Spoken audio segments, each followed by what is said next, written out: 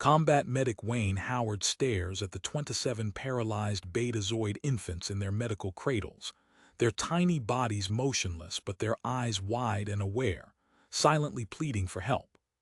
The nursery bunker's emergency lights pulse an angry red, casting shadows across the sterile white walls as the life support systems whine in protest. Every other adult medical staff, military personnel, even parents has fled New Haven Colony, abandoning these helpless children to their fate. 10 minutes until Crack's forces breach the perimeter. Colonel Richard's voice crackles through Wayne's comm unit. Final evacuation shuttle departing in 15. That's a direct order, Howard. We cannot risk the team for casualties we can't transport.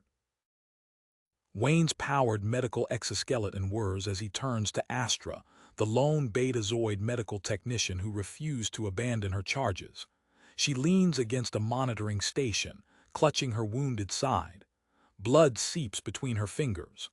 The neurotoxin only affects voluntary muscle function, Astra explains, her voice tight with pain. Their minds are fully conscious. They can feel everything, understand everything. The paralysis will wear off in 2 days, but she glances at the failing life support indicators. The floor trembles as another explosion rocks the facility. Through the reinforced walls of the bunker, Wayne hears the distinctive hydraulic stomp of Crack's combat walkers. The sound grows closer with each passing second. The bunker's layout flashes through Wayne's mind. 3 security doors between here and the surface, a medical bay with portable life support units, and a service elevator leading to the landing pad where humanity's last shuttle waits. His medical kit contains emergency supplies, and his exoskeleton was designed for evacuation scenarios, but not for 27 infants plus a wounded technician. The Crack's Empire's policy on disabled beings is well documented. They call it mercy. Wayne calls it murder. A harsh buzz fills the air as the first security door's integrity fails. The bunker's automated defenses, already damaged from the initial assault, sputter and die. The temperature begins to drop as life support systems enter critical failure. 27 pairs of conscious, terrified eyes track Wayne's movements. The infants can't cry, can't scream, can't even whimper, but their fear is palpable in the sterile air of the failing nursery. Wayne's exoskeleton servos whine as he moves toward the first medical cradle. His commanding officer's orders echo in his ears, but another sound drowns them out: his own heartbeat, steady and resolute. He activates the portable life support units with one hand while reaching for the first infant with the other. "I need your help plotting the fastest route to the service elevator," he tells Astra. "We've got 15 minutes to prove what makes humans different." Wayne moves with practiced efficiency, his medical training taking over as he lifts the first infant from their cradle. The exoskeleton compensates for the weight, servos humming as he carries the child to the medical bay. "We'll daisy-chain the life support units," he tells Astra, who limps behind him with a monitoring tablet. "Each unit can sustain 3 infants if we reduce the output to minimum viable levels." The harsh buzz of plasma cutters fills the air as Wayne arranges the infants in groups. His hands move quickly, connecting tubes and adjusting settings while Astra monitors their vital signs. Through the security feed, he spots 4 crack soldiers led by a commander in distinctive armor. "Sub-Commander Vexther," Astra whispers, her face pale. "I recognize the markings on his armor from the news feeds. He specializes in eliminating those he deems unfit." Wayne's eyes lock onto the euthanasia devices the crack soldiers carry. He turns to the elevator controls, studying the power routing diagram. "The backup power system." "Yes," Astra interrupts, typing commands into the control panel. "We can redirect it to the life support units, but we'll lose the elevator." "Show me the maintenance shaft." Astra pulls up the facility schematics. The shaft runs parallel to the elevator, a narrow vertical tunnel with emergency lighting and ladder rungs set into the walls. Wayne calculates angles and weights as he begins modifying his medical harnesses, stripping components from unused nursery equipment. The second security door groans as plasma cutters begin their work. Wayne's comm unit crackles. "Howard, we've detected a crack scout team inside the facility," Colonel Richards says. "Their main force is mobilizing. This is your final warning, get out now. We're pulling all defense forces from the area. You'll be completely isolated for at least 7 to 2 hours. Wayne switches off his comm unit and continues working. He arranges the modified harnesses in a pyramid configuration across his exoskeleton's frame, using medical foam to create protective cushioning between each layer. The servo joints whine as he tests the weight distribution. Astra helps secure the infants into the harness system despite her wound. Blood stains her uniform, but her hands remain steady as she checks vital signs and adjusts straps. "The second door won't hold much longer," she warns. The security feed shows the cracks soldiers methodically cutting through the reinforced metal. Wayne estimates they'll breach the final door in 12 minutes. The evacuation shuttle will depart in 15. He activates his exoskeleton's maximum power mode. Warning indicators flash as the system strains under the combined weight of 27 infants. The maintenance shaft entrance lies ahead, a narrow hatch barely wide enough for his modified setup. The ladder rungs were designed for emergency evacuations, Astra says, examining the shaft specifications. They'll support the weight, but navigation will be difficult with minimal lighting. Wayne opens the hatch, revealing the dark vertical tunnel. The emergency lights cast weak pools of illumination every few meters, highlighting the metal rungs that disappear into darkness above. The landing pad lies 20 levels up. The final security door shudders as plasma cutters begin their work. Through the reinforced barrier, Wayne hears Sub-Commander Vexler issuing orders in the harsh Cracks language. He checks the secure straps holding each infant, confirms the life support readings one final time, and grasps the first ladder rung. The exoskeleton servos whine in protest as he begins to climb, carefully positioning each handhold to maintain stability for his precious cargo. Above him lies a treacherous ascent through darkness. Behind him, the Cracks advance with their weapons of mercy. The paralyzed infants remain silent in their harnesses, but their conscious eyes watch him, fully aware of every movement, every sound, every moment of their possible salvation or doom. Wayne turns to Astra, nodding the pallor of her skin beneath the emergency lighting. "I need you monitoring their vitals during the climb." He secures her to his exoskeleton's back using the modified medical restraints, positioning the monitoring tablet where she can view it. "Power transfer complete," Astra reports, tapping commands into the facility's systems. The elevator's indicators go dark as energy redirects to the life support units sustaining the infants. The exoskeleton's diagnostic display flashes warnings as Wayne grasps the first rung. The combined mass 27 infants, medical equipment, and Astra pushes the suit's capacity to its limits. Red text scrolls across his heads-up display. Load exceeding SBCI-FICATIONS, servo stress critical. Behind them, the second security door glows cherried from plasma cutters. Wayne starts climbing, each movement precise and measured. The shaft stretches upward into darkness, broken only by weak emergency lights every 5 floors. A crash echoes through the facility, the second door falling. Sub-Commander Vexler's voice fills the air, broadcasting in multiple languages through the facility's speakers. "Attention, New Haven citizens. Surrender disabled individuals for merciful processing. Noncompliance will result in extinction-level response. This is your only warning." Wayne maintains his steady pace. 6 floors up, an alarm chirps from Astra's tablet. "Life Support Unit 3 is failing," she whispers, her breath labored. "Power cells depleting too quickly." Her fingers move across the screen, rerouting connections. "Cross-connecting to Unit 2. It'll work for now, but we've lost our safety margin. The shaft vibrates as the final security door crashes down, 24 floors below. Wayne hears the metallic impact of Crack's combat boots entering the maintenance shaft. They're following, Astra reports. Wayne reaches the 15th floor as plasma bolts streak past, superheating the air. The exoskeleton's temperature sensors spike. He times his movements between salvos, protecting the sensitive medical equipment from the heat. At floor 20, twisted metal blocks their path.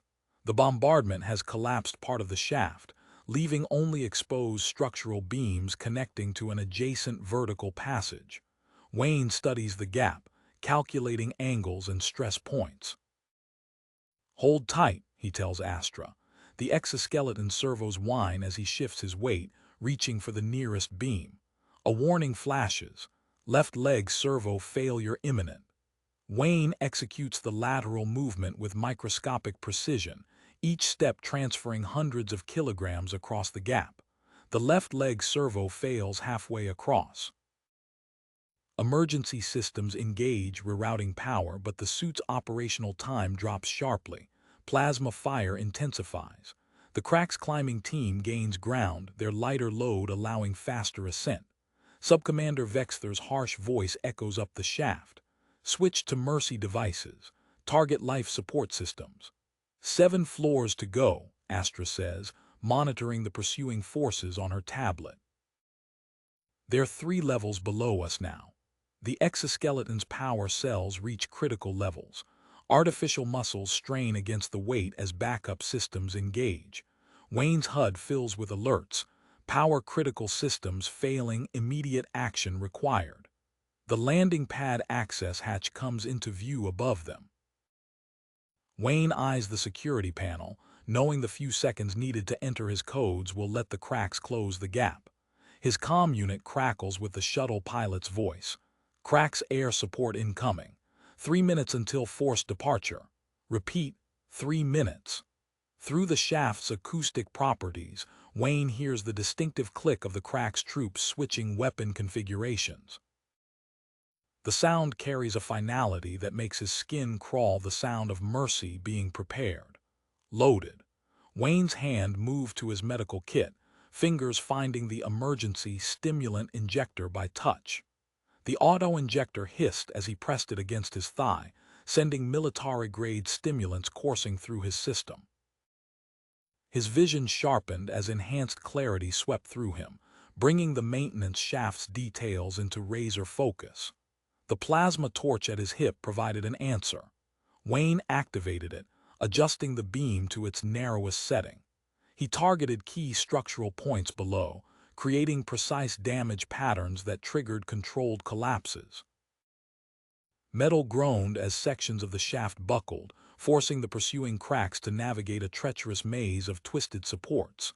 "Clever trick," Astra managed through clenched teeth, her monitoring tablet showing the Cracks' team's progress slowing. "But they're still coming." Wayne's earpiece crackled. "This is Lieutenant Rogers.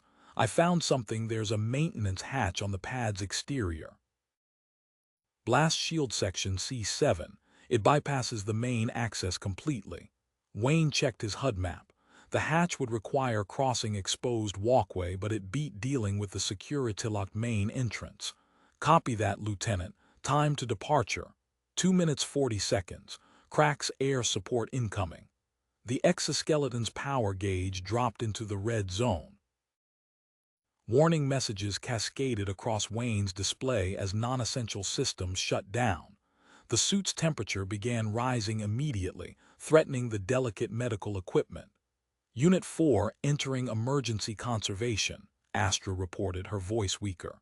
She tapped commands into her tablet, then disconnected her personal medical device. "Rerouting power. Stabilized."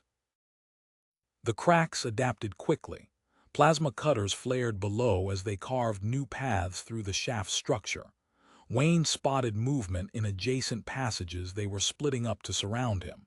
His suit's right leg seized as the servo failed. The computer locked it rigid, preventing catastrophic collapse. Wayne transformed the frozen limb into an anchor point, using it as a stable pivot while redistributing weight across his functioning systems. The exoskeleton groaned but held as he maneuvered upward.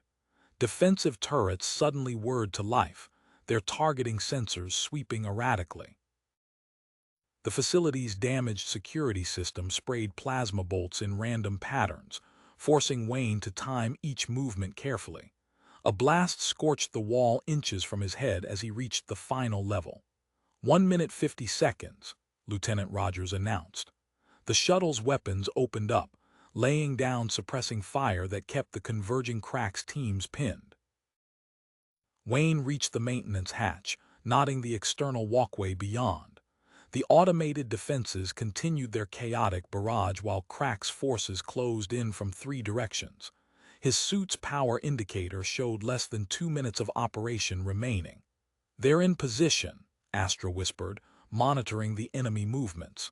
"We're surrounded." The paralyzed infant's eyes tracked Wayne's every move as he studied the hatch mechanism. Behind them, Subcommander Vexther's voice echoed through the shaft. "Prepare mercy devices. Target life support systems on my mark." Wayne's enhanced awareness from the stimulant highlighted every detail: the defense turret's firing rhythm, the Crack's team movements, the timing needed to cross that exposed walkway. His functioning servo motors hummed as he placed his hand on the hatch release, calculating the precise moment to move.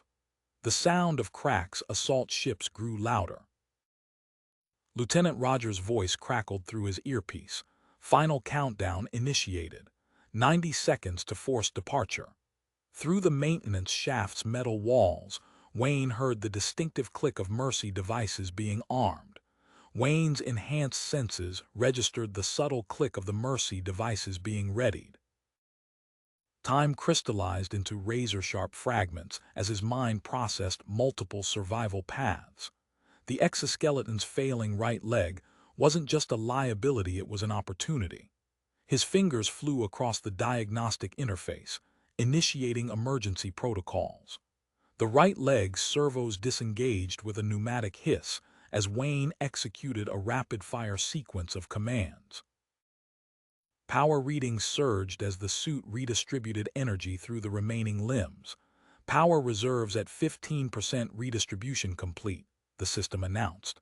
A new voice cut through his comm channel. "Wayne, this is Sergeant Torres. I've got your 6 from the adjacent shaft. Been following your progress while setting up some surprises for our friends below." Wayne secured the infant carrier system with magnetic locks as he processed this unexpected development. "Torres," Colonel Richards ordered. "Yeah, well, some orders need creative interpretation. Duck left on my mark." The maintenance hatch required both hands to operate. Wayne braced his functioning limbs against the shaft walls, the exoskeleton's enhanced joints creaking under the strain. Behind him, Astra's breathing grew more labored as she continued monitoring vital signs. "Mark," Torres called. Wayne shifted left as electromagnetic pulses rippled through the shaft. The Crack's team's cutting equipment sputtered and died, accompanied by harsh alien curses. "Hatch controls are locked down," Wayne reported, studying the mechanism. "Not for long." Tor's voice carried the focused tone of an engineer at work. "Bypassing primary hydraulics. Now." The hatch swung open, revealing the exterior walkway. High-altitude winds howled through the opening, carrying the growing whine of approaching Crack's assault ships. The facility's defense turrets continued their erratic firing pattern, plasma bolts creating a deadly web of energy. "Time?" Wayne asked, calculating trajectories. 60 seconds to force departure," Lieutenant Rogers responded. "I'll position the shuttle to block the worst of the defensive fire, but those Crack's ships are making it tricky." Wayne started across the walkway as his suit's power dropped to 12%. The defense turret's targeting system struggled to track his external movement, creating predictable gaps between salvos. He timed each step to these intervals, protecting the precious cargo from the superheated air around the plasma bolts. Behind him, Tor's rifle cracked in precise 3-round bursts, keeping the regrouped cracks' forces from advancing. The sound of electromagnetic mines detonating echoed through the shaft as Tor's prepared defenses activated. New contact. Astra's voice carried urgency despite her weakening condition. Sub-commanders changing tactics. Their targeting the metal screamed as Crack's weapons fire struck the walkway's support structures. The entire section shuddered, forcing Wayne to compensate with his suit's remaining functional systems. Power at 8%, the exoskeleton reported. The shuttle appeared through the defensive fire, Lieutenant Rogers demonstrating exceptional control as she extended the emergency docking collar. Wind buffeted the connection point, making it oscillate unpredictably. 30 seconds, Rogers announced. Crack's assault ships entering weapons range. Structural warnings blared as more support beams gave way. Wayne increased his pace, each step carefully measured despite the deteriorating conditions. The infant carrier system swayed in the high-altitude winds, but the magnetic locks held. Life support showing strain, Astra reported, her voice barely above a whisper. Adjusting power distribution. Her telepathic abilities reached out, projecting waves of calm that steadied the infant's vital signs. Power reserves hit 5% as Wayne reached the docking collar. Behind him, Tors triggered his final engineering surprise, a cascade of precisely placed charges that created a brilliant flash, temporarily overwhelming the defense turret's targeting sensors. 10 seconds, Rogers called. Wayne, we need to move. Wayne's suit displayed 2% power as he maneuvered through the docking collar. Tors remained at his position, rifle still tracking targets through the fatting explosion's aftermath. Crack's assault ships descended toward the facility, weapon systems charging. Tor's status. Wayne called, watching the engineer's position through the collar's sensors. The exoskeleton's emergency backup power engaged, a countdown appearing in his HUD. Seconds remained before total system failure. Lieutenant Rogers's hands tightened on the shuttle's controls. Decision time, Wayne. Those assault ships will have weapons lock in 20 seconds. We stay any longer, we lose everything. Tors, mark my position. Wayne called, his hands already moving across the exoskeleton's emergency release points. The armor's components separated with precise clicks, each piece locking into rigid support positions. He anchored the framework between the walkway and docking collar, creating an improvised bridge across the growing gap. Lieutenant Rogers's hands danced across the shuttle controls, adjusting thrusters to create a stable air pocket around the transfer zone. Fuel at 30%, she reported, compensating for a sudden wind gust. Make it count. Wayne secured the first group of 3 infants, their life support systems interconnected to maintain vital functions.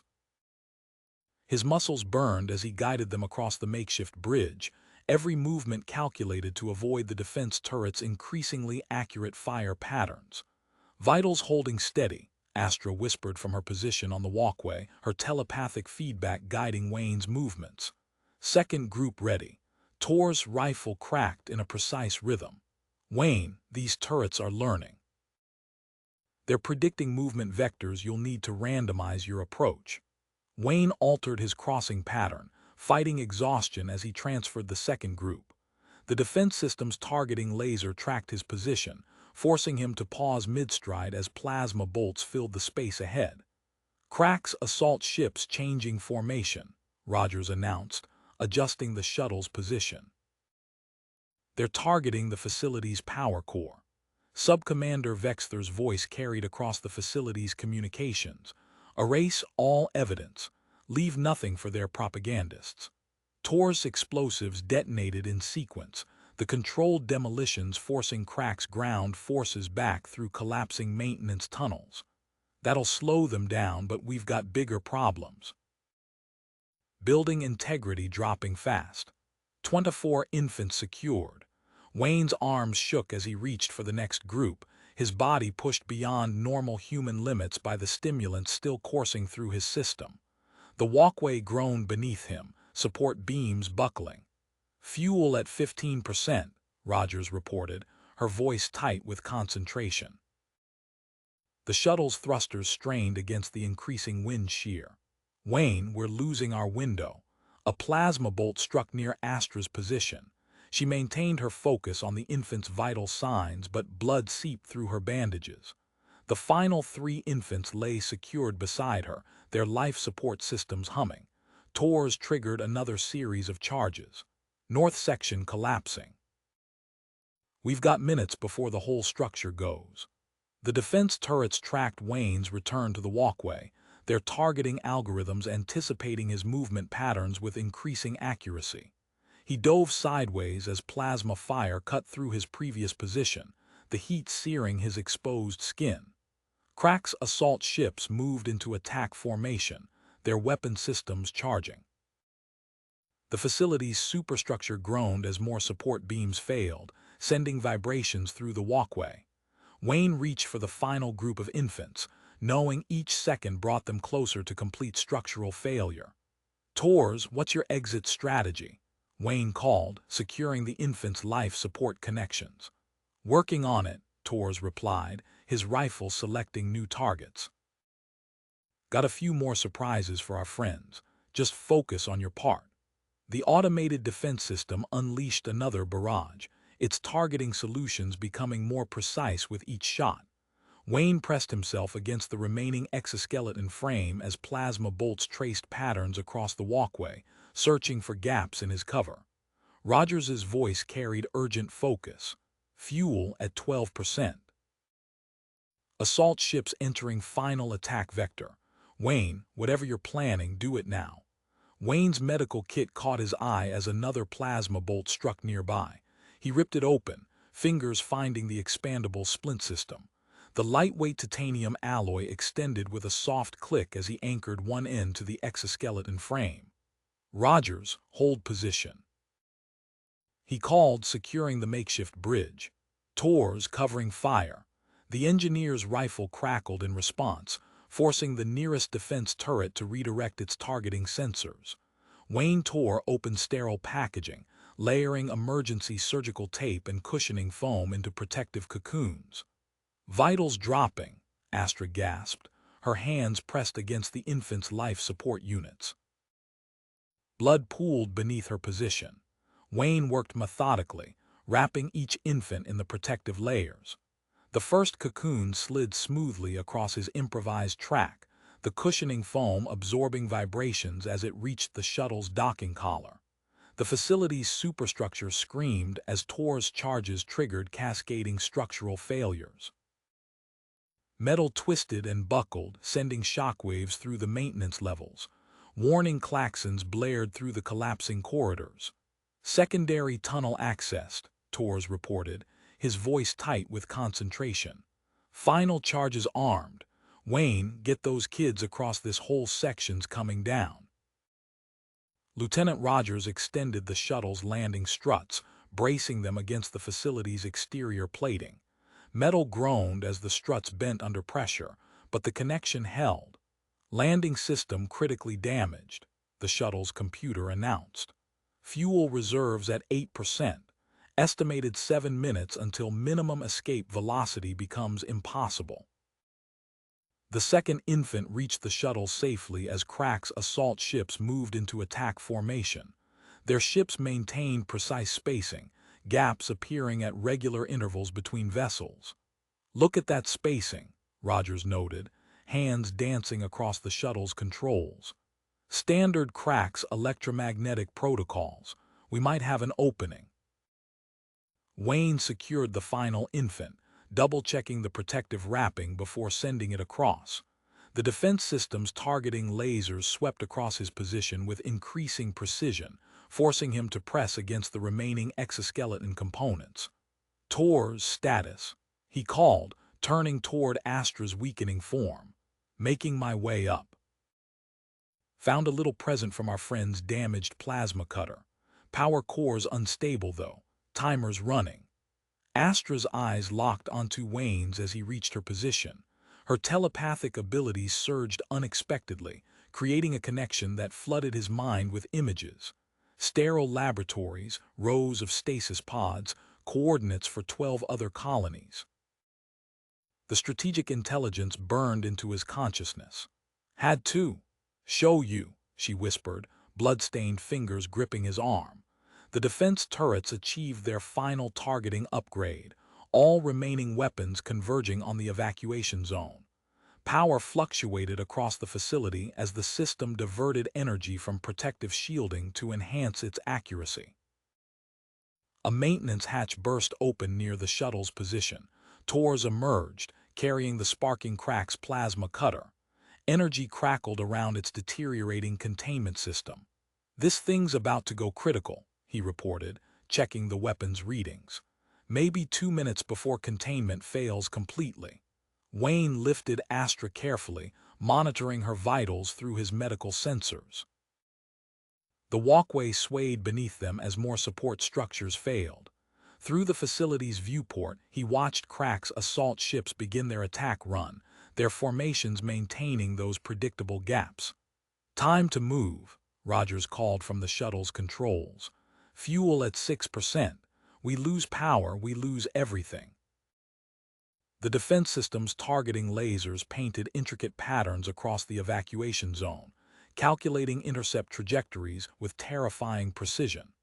Wayne studied the timing of each sweep, waiting for the millisecond gaps between targeting solutions. Tors held position near the shuttle's docking collar, unstable plasma cutter humming with increasing intensity. Energy discharge from its failing core interfered with local sensors, creating momentary blind spots in the defense network's coverage. "Wayne," Astra managed, her consciousness fatting. "The data. They have to know." The facility's automated defenses locked onto their position as Wayne prepared to move. Behind them, structural collapse accelerated through the maintenance levels.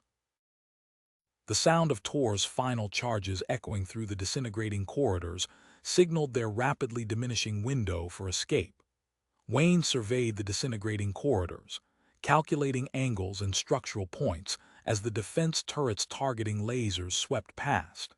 His eyes locked onto the medical kits, remaining contents pressure bandages, splints, and monitoring equipment.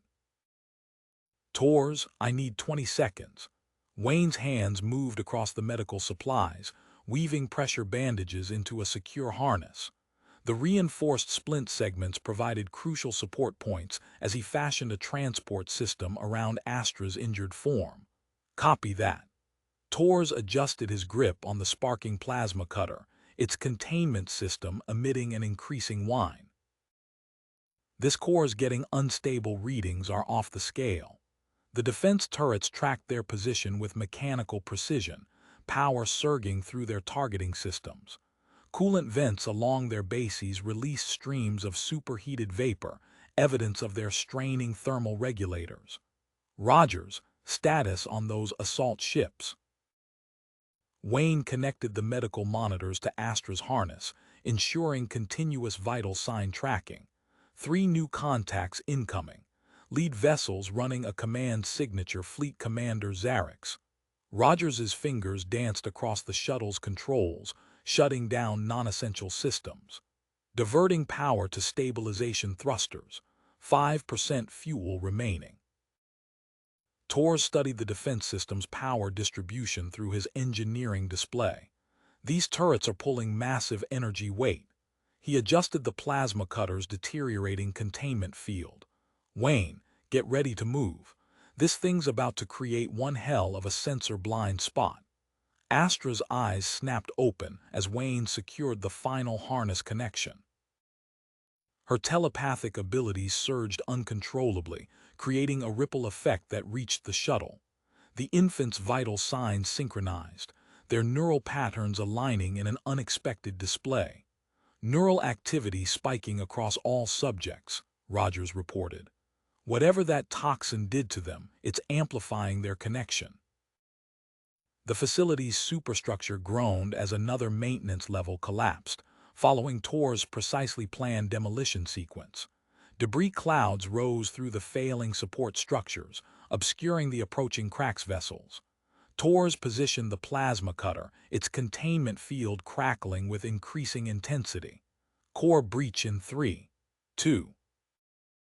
Energy cascaded from the weapon's failing systems, creating an electromagnetic pulse that washed over the defense grid.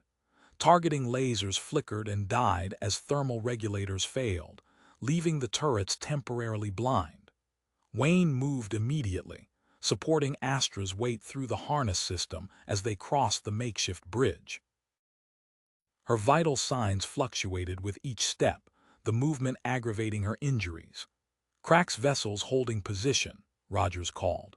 "They're spacing themselves to minimize core exposure. Vigilant reports 15 minutes out, but we've got company coming to heavy cruisers with bioweapon systems." The power core's warning signals intensified as Wayne reached the shuttle's halfway point. Structural sensors reported critical instability throughout the containment chamber, preventing the crack ships from risking energy weapon discharge. Tor's move now. Wayne maintained steady pressure on the harness supports, compensating for Astra's deteriorating condition.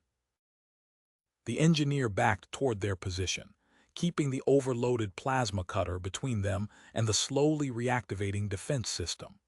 Debris continued rising around them, reducing visibility but providing crucial cover from Xerx's assault formation.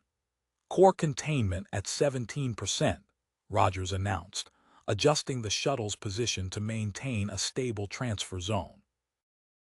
Minimal power fluctuations could trigger total failure.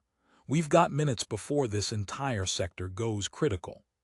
Astra's consciousness faded as they reached the shuttle's docking collar, her telepathic connection to the infants creating echoes of neural activity across Wayne's medical sensors.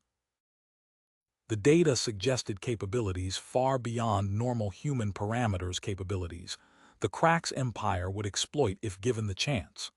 Tor secured their entry point as Wayne transferred Astra to the shuttle's medical station.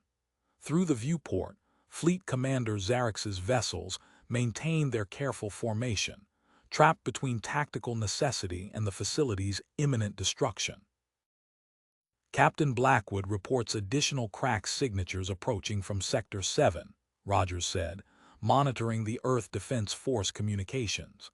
"Vigilance Squadron is pushing their engines, but those cruisers will reach us first." The power core's containment field fluctuated again, sending tremors through the failing structure. Wayne checked Astra's stabilization systems as Tor's calculated their remaining options, watching the defense grid slowly restore its targeting capabilities through the rising debris cloud. A blinding surge of power rippled through the facility's remaining systems. The lights flickered wildly as Wayne steadied Astra on the shuttle's medical bed. The sudden energy spike triggered an unexpected reaction in Tor's plasma cutter. Its unstable core resonated with the facility's deteriorating reactor, creating waves of electromagnetic interference that danced across their sensor displays. Tor studied the readings on his engineering tablet. The core frequencies are matching. This feedback loop could. His eyes widened as calculations flashed across his screen. "Rogers, what's our shield status?" "Minimal. Converting thermal exhaust now." Rogers's fingers flew across the controls, rerouting power through the life support systems. The shuttle's hull temperature rose as waste heat transformed into an electromagnetic barrier. "Shield active, but we're burning through fuel even faster." 4 minutes, 17 seconds until complete power loss, the shuttle's computer announced. Movement caught Wayne's attention through the viewport.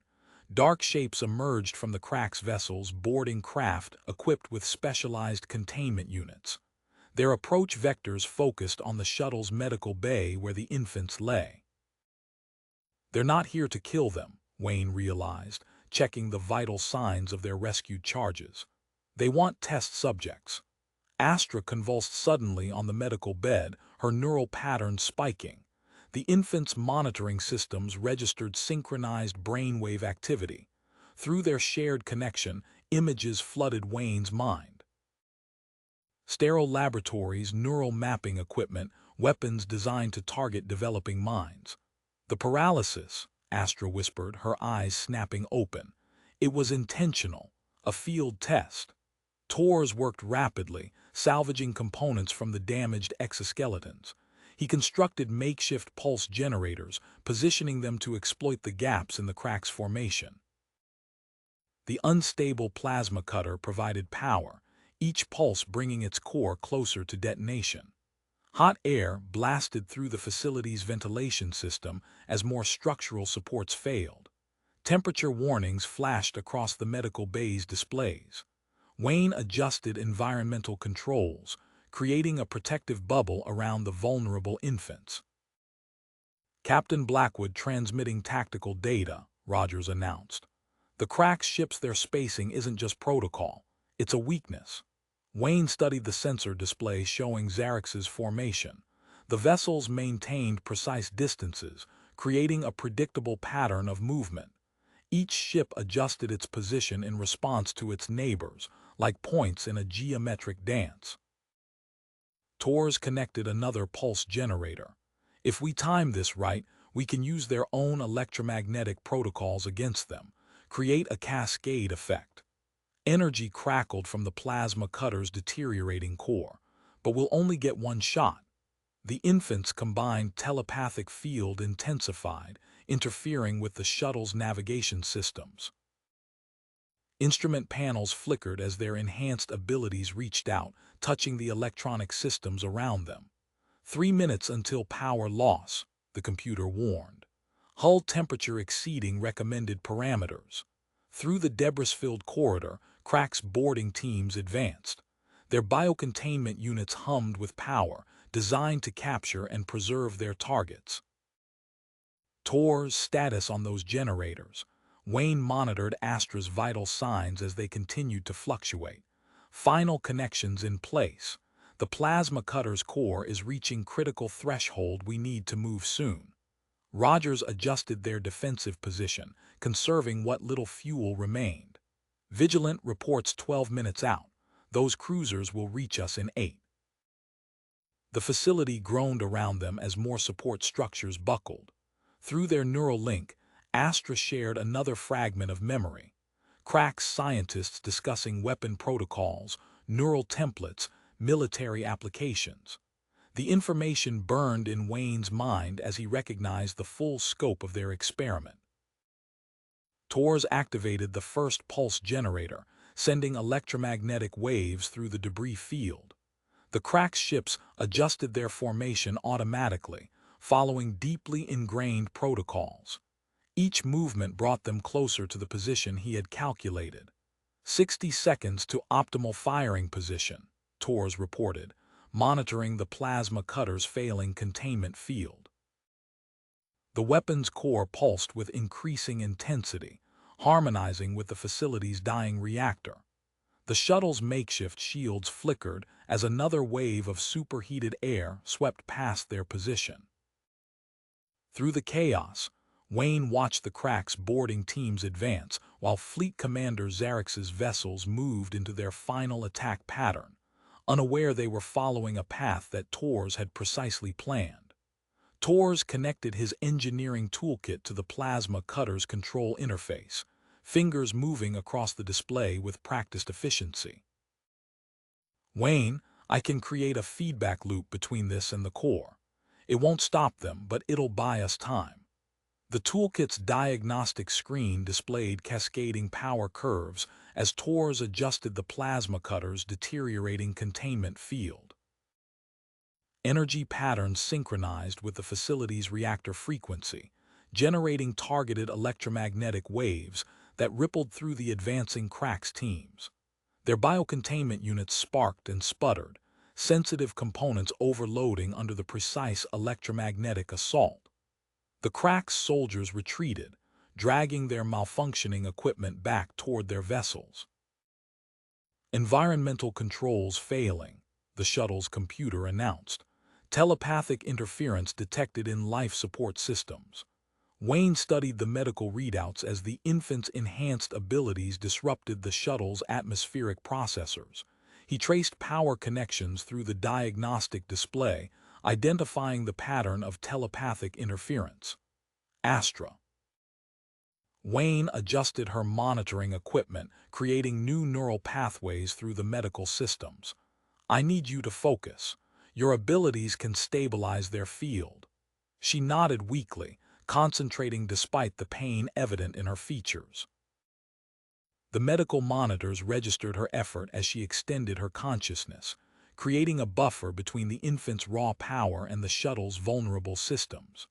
Above them, the facility's defensive turrets activated with renewed purpose.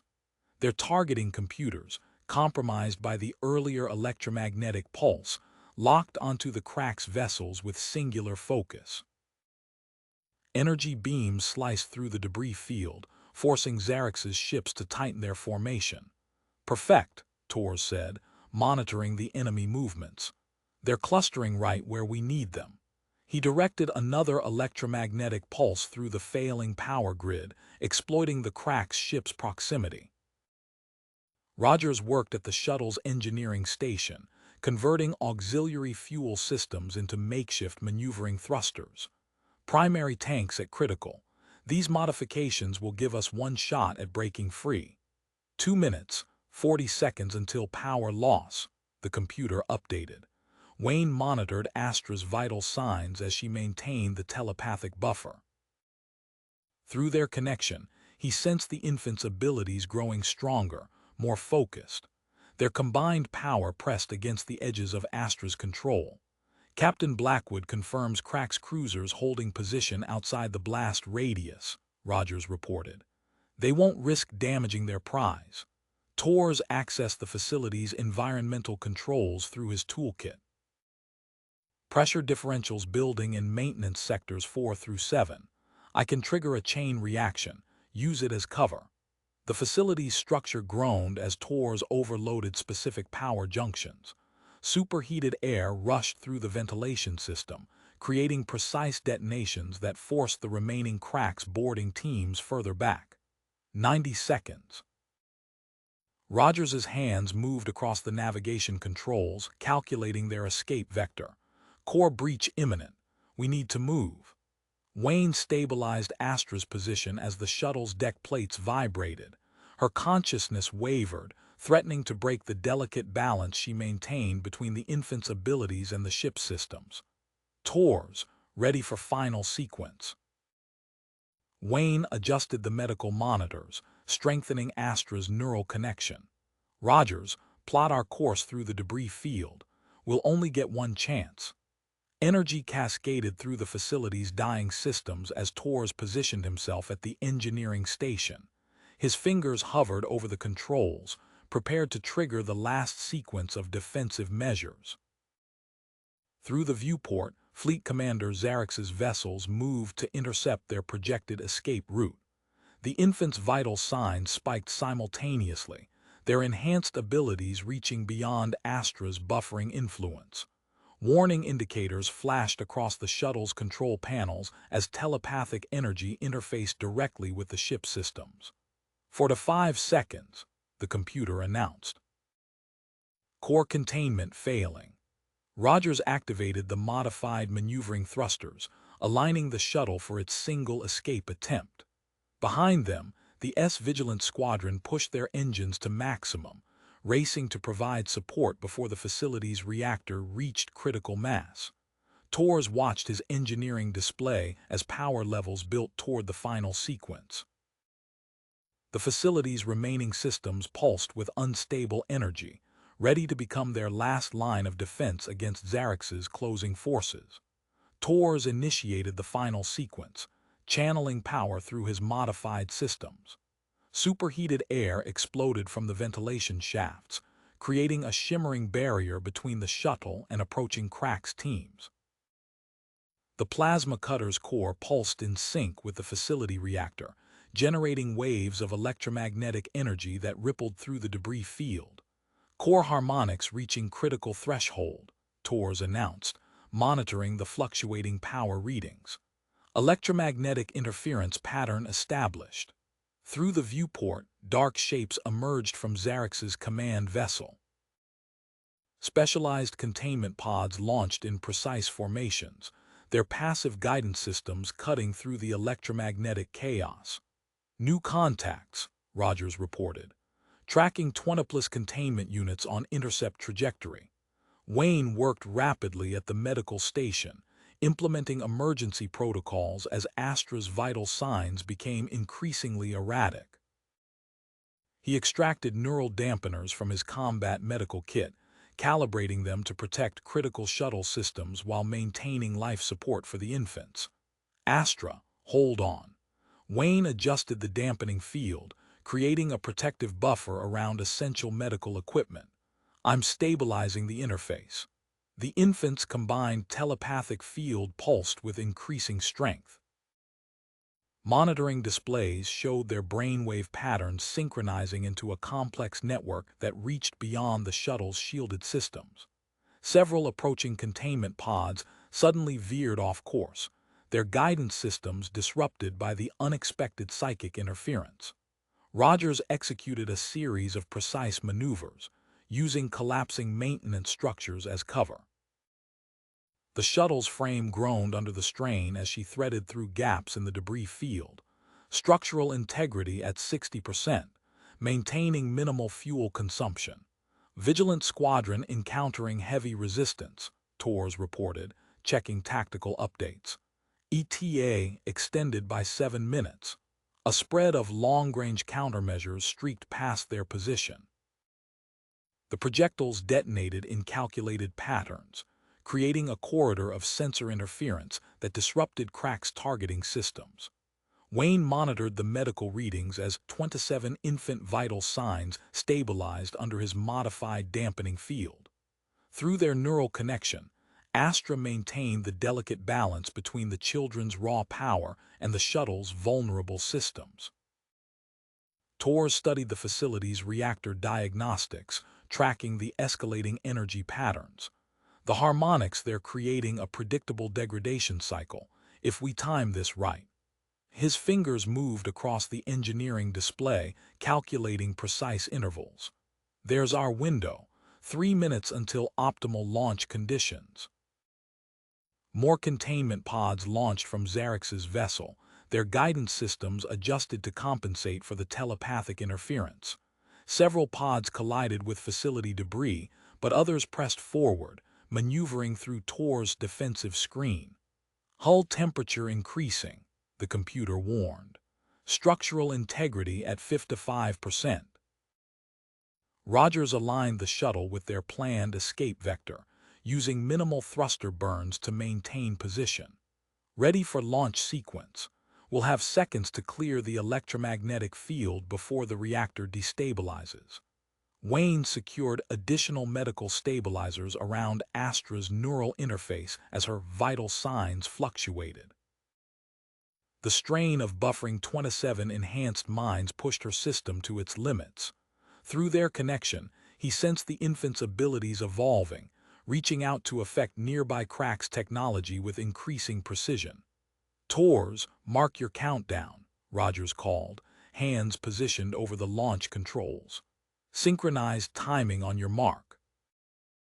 Energy cascaded through the facility systems as Tors monitored the final power curve. The plasma cutter's core pulsed with increasing intensity, matching the reactor's degradation cycle.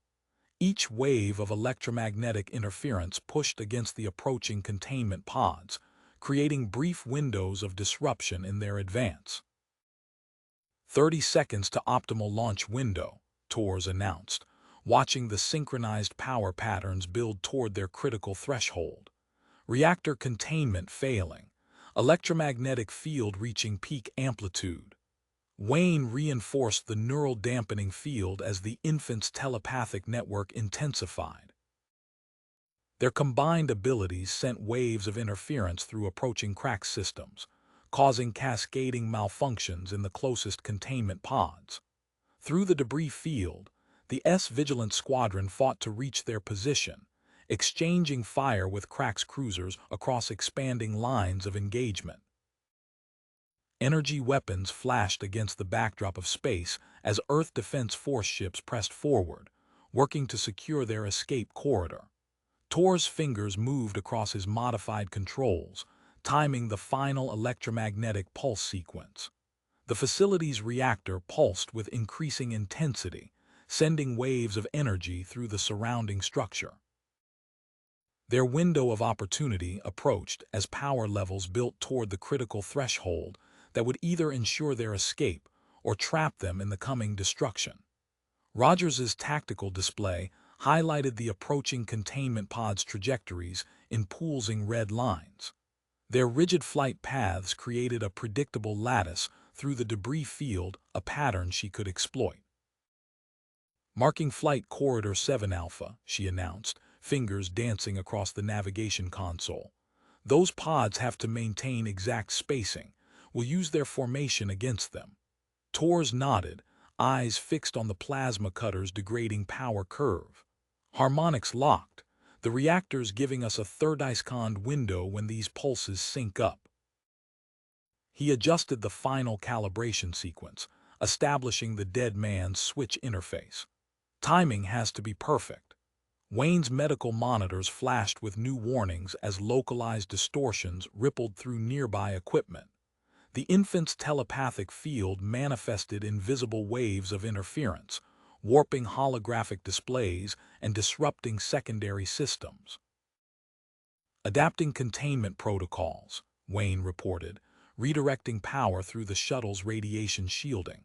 The protective barriers hummed as they absorbed and channeled the psychic energy away from critical flight systems. "Astra, how are you holding up?" Her response came through their neural link, a surge of clarity as her consciousness aligned with the infant's expanding network. Images flashed through their shared connection. Crack's laboratories, precisely engineered neurotoxins, test subjects linked in controlled telepathic arrays. "The paralysis was intentional," Astra transmitted, her thoughts carrying new understanding. "They were building weapons. Planetary defense overrides through coordinated psychic attacks." Tors cursed as his engineering display flickered, power readings fluctuating wildly. Core containment at 90% degradation. The harmonic pattern stabilizing, but the cutter won't hold much longer. Through the viewport, energy nodes materialized around the facility's dying reactor. The ethereal patterns revealed gaps in the Crack's fleet's formation, mandatory spacing requirements, forcing their ships to align with the building resonance. "Vigilant Squadron reports breakthrough," Rogers called out. "Captain Blackwood is establishing recovery position at coordinates Mark 12. 4 to 5-second window for extraction once we clear the blast radius." Wayne stabilized another wave of telepathic interference as the infant's abilities reached toward the approaching containment pods. Cascading system failures spread through the Crack's captured devices, their delicate internal mechanisms disrupted by the coordinated psychic assault. "Fleet Commander Zarex is pulling back the pods," Rogers reported, tracking the tactical shift. "Switching to pursuit formation. They'll try to follow us through the blast wave." Tors secured the plasma cutter's final connections, his hands steady despite the implications of the dead man's switch modification. "Launch window in 20 seconds. The moment I release this trigger, the pulse sequence initiates. We'll have to time our burn precisely with the reactor harmonics." "Vigilant confirms pickup zone," Rogers acknowledged, aligning their escape vector. "They're tracking multiple hull breaches but maintaining position outside the blast radius." The facility's structure groaned as reality itself seemed to bend around the failing reactor core. Energy patterns intensified, casting strobing shadows across the shuttle's cockpit. Wayne monitored Astra's neural patterns as she maintained the protective buffer around their precious cargo, her consciousness now seamlessly integrated with the infant's evolving abilities. 10 seconds, Tors announced, his finger white-knuckled on the modified trigger. "The moment we launch, I'll need to sprint for the pickup zone. No room for error." Rogers's hands hovered over the thrust controls, her eyes tracking the precise moment when the containment pod's withdrawal would align with their planned escape route. "Ready on your mark." engineering systems primed for maximum burn. The reactor's harmonic resonance reached its peak as Tors counted down the final seconds. Energy cascaded through the facility's remaining systems, creating the exact interference pattern they needed to slip past Xerx's reorganizing fleet. 3, 2, 1. The plasma cutter's core pulsed in perfect synchronization with the reactor's death throes as Tors released the trigger. Electromagnetic energy exploded outward in precision-calculated waves, creating their narrow window of opportunity. Now, Rogers engaged the modified thrusters, launching the shuttle through the momentary gap in the crack's fleet's coverage. Behind them, Tors sprinted toward the extraction point as the facility's final seconds ticked away. The shuttle accelerated through waves of electromagnetic chaos, threading between disabled containment pods as Xerx's pursuit fleet struggled to maintain sensor lock through the growing interference. Wayne's medical systems registered another spike in telepathic activity as the infant's combined abilities reached out toward their pursuers' ships, adding to the technological disruption that covered their escape. Captain Blackwood's squadron maintained position at the edge of the blast radius, their weapons tracking multiple incoming trajectories as the Crack's fleet adjusted to their new pursuit vector. The facility's reactor reached critical mass, its harmonics building toward the final detonation that would either ensure their escape or trap them in its destructive embrace. Destructive radius. The electromagnetic cascade built to its peak as Tors released the trigger, unleashing precisely calibrated pulses through the facility's power grid.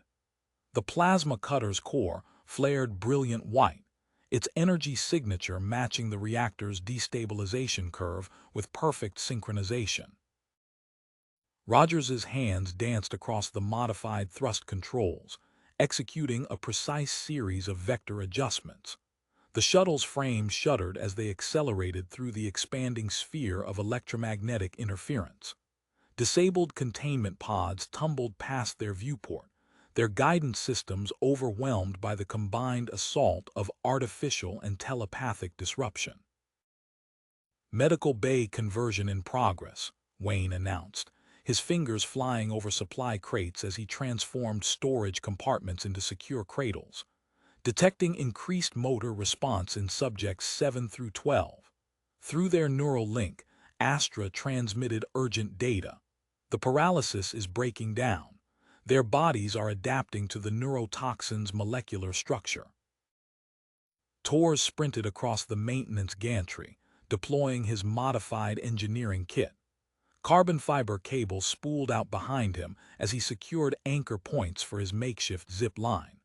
The facility's structural supports groaned under increasing stress as the reactor's harmonics reached critical threshold. Vigilant signals ready for extraction, Rogers reported, banking the shuttle through a series of evasive patterns. Magnetic grapples deployed at recovery zone, fuel reserves at 18%.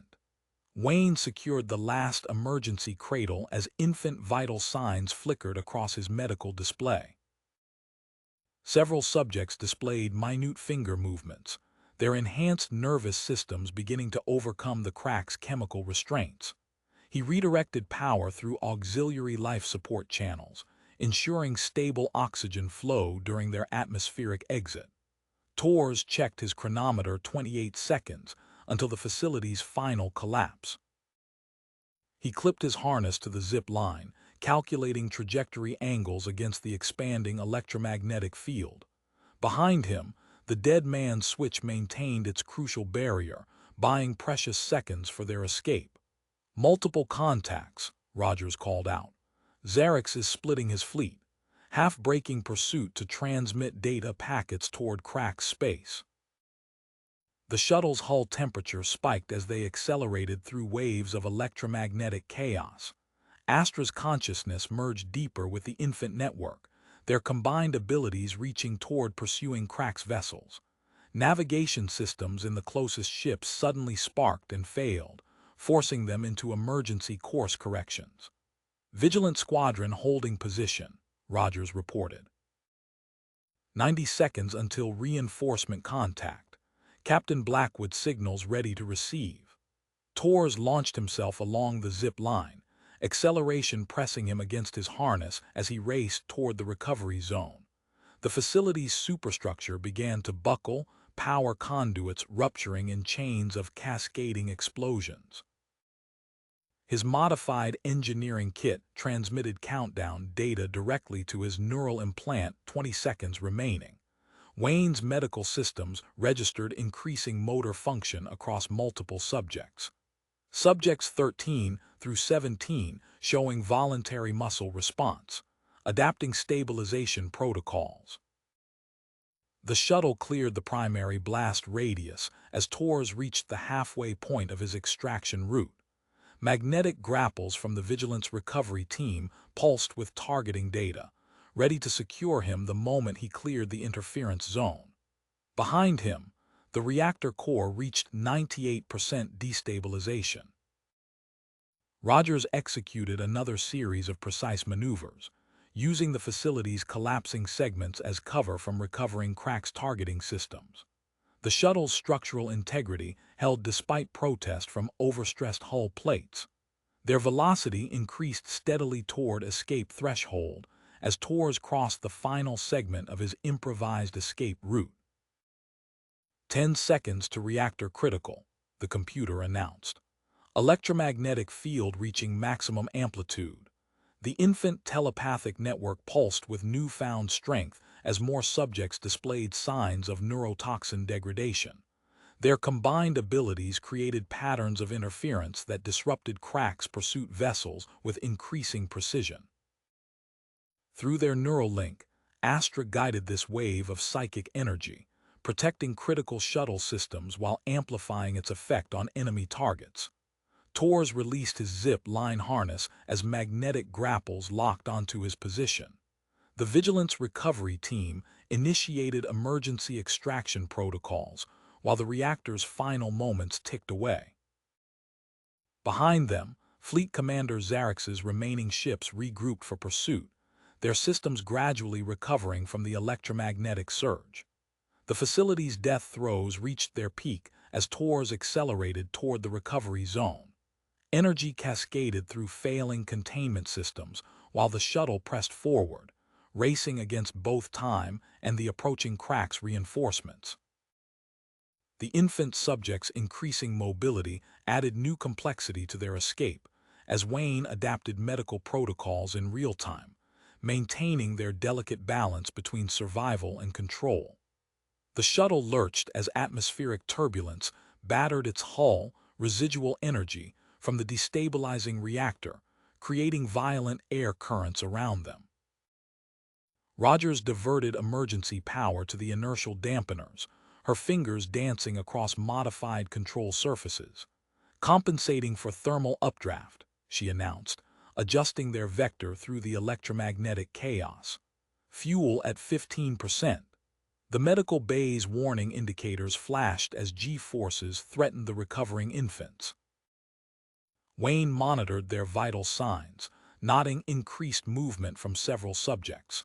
7 showing full motor recovery, he reported, converting an oxygen tank into a makeshift pressure regulator. Converting emergency supplies to maintain containment stability. Through their neural link, Astra transmitted waves of concern. The infant's movement strained the shuttle's modified systems, requiring constant adjustments to maintain safe atmospheric exit parameters. A violent explosion rocked the facility below as Torres reached the midpoint of his zip line. Metal screamed as a section of outer wall collapsed, severing his planned extraction route. Route compromised, Torres transmitted, his engineering display showing critical battery levels. Switching to magnetic traverse, he activated his armor's electromagnetic systems, draining his kit's remaining power. The modification pulled him toward exposed structural beams, creating an alternate path to the recovery zone. Multiple cracks formations detected, Rogers called out. three distinct tactical groups emerging from the interference field. The tactical display showed Xerxes' forces splitting apart with precision timing. The first group accelerated directly toward the shuttle, while the second curved toward Tor's position. The third formation engaged Captain Blackwood's squadron, their weapons optimized for capture rather than destruction. Vigilant deploying additional grapples, Lieutenant Morrison transmitted. Recovery zone established at coordinates Mark 7. Pattern analysis suggests cracks shielding configured for containment protocols. The infant telepathic network pulsed with newfound intensity. Through their shared connection, Astra directed their combined abilities toward the pursuing vessels. Targeting systems sparked and failed across multiple crack ships, the effect strongest in vessels equipped with biocontainment technology. Reactor criticality imminent, the computer warned. Radiation levels exceeding safe parameters. Rogers redirected power to the shuttle's shielding systems, using the electromagnetic cascade to mask their heat signature. The fuel gauge dropped to 12% as their modified engines fought against the turbulent atmosphere. Tors reached the edge of the Vigilance recovery zone as the facility entered its death throes. Magnetic grapples locked onto his armor with an unstable connection, damage from his extraction compromising the interface. Grapple integrity at 60%, Morrison reported. 17 seconds until Crack's weapons achieve optimal range. The Vigilant Squadron adjusted formation, establishing a defensive screen around the recovery zone. Captain Blackwood coordinated their fire patterns, maintaining a narrow corridor through the approaching Crack's vessels. Emergency thrust engaged, Rogers announced, pushing the shuttle's engines to their limit. The hull creaked under atmospheric stress as they climbed through layers of electromagnetic interference. Wayne secured another pressure regulator as more infants displayed increasing mobility. Their combined telepathic abilities created expanding waves of disruption, cascading through nearby crack systems with growing precision. Xerxes' lead vessel emerged from the chaos, its specialized targeting arrays tracking their ascent trajectory. The Crack's commander's pursuit force moved with practiced coordination, their formation designed to minimize exposure to the infant's telepathic interference. The facility's reactor reached final containment failure, releasing new waves of electromagnetic energy into the atmosphere. Tors hung suspended between rescue and capture as the Vigilance magnetic grapples fought to maintain their tenuous connection. Adjusting recovery pattern, Morrison transmitted. Standby for emergency extraction sequence. The shuttle's fuel reserves continued to drop as Rogers navigated through the turbulent ascent. Behind them, Xerxes' forces pressed closer while the facility's imminent detonation promised to reshape the tactical landscape. The infant's growing abilities reached toward their pursuers' ships as Wayne adapted their containment systems, racing against both physics and pursuit to maintain their narrow chance of escape. A blinding flash erupted from the facility's core as the reactor reached terminal containment failure. The electromagnetic shockwave slammed into every electronic system in range, plunging displays into darkness and silencing the constant hum of powered equipment. Rogers's hands shifted instinctively to the manual backup controls, her fingers wrapping around familiar mechanical linkages. The shuttle lurched as she compensated for violent atmospheric disturbance, relying on analog pressure gauges and years of emergency flight training. 17 seconds to system restart, she called out, wrestling with the controls. Maintaining Vector 3's refiv. In the medical bay, Wayne's modified radiation shielding held against the electromagnetic assault. The reinforced systems he'd installed continued monitoring vital signs through hardened circuits while standard displays flickered and died. His hands worked steadily, converting acceleration webbing into a network of secure harnesses as more infants displayed increasing mobility. 19 subjects now active, he reported, securing another set of restraints. converting emergency protocols to standard medical containment. Tours hung suspended between ships as the magnetic grapples lost power. The sudden slack in his support lines sent his stomach lurching before mechanical clicks signaled the activation of backup systems. Manual winches engaged with precise timing, Chief Engineer Roberts's emergency retrieval system pulling him steadily toward the Vigilant's waiting airlock. Astra's neural connection pulsed with new intensity as the infant network expanded. Through their shared consciousness, she detected approaching Crack's vessel's massive shapes moving through space with distinctive energy signatures. 3 heavy cruisers incoming, she transmitted. Neural dampening systems detected. The shuttle systems flickered back to life as the electromagnetic pulse dissipated. Rogers banked hard through a field of debris, using twisted facility fragments to mask their heat signature. Their fuel gauge showed 8% remaining as a damaged Crack supply vessel drifted into view.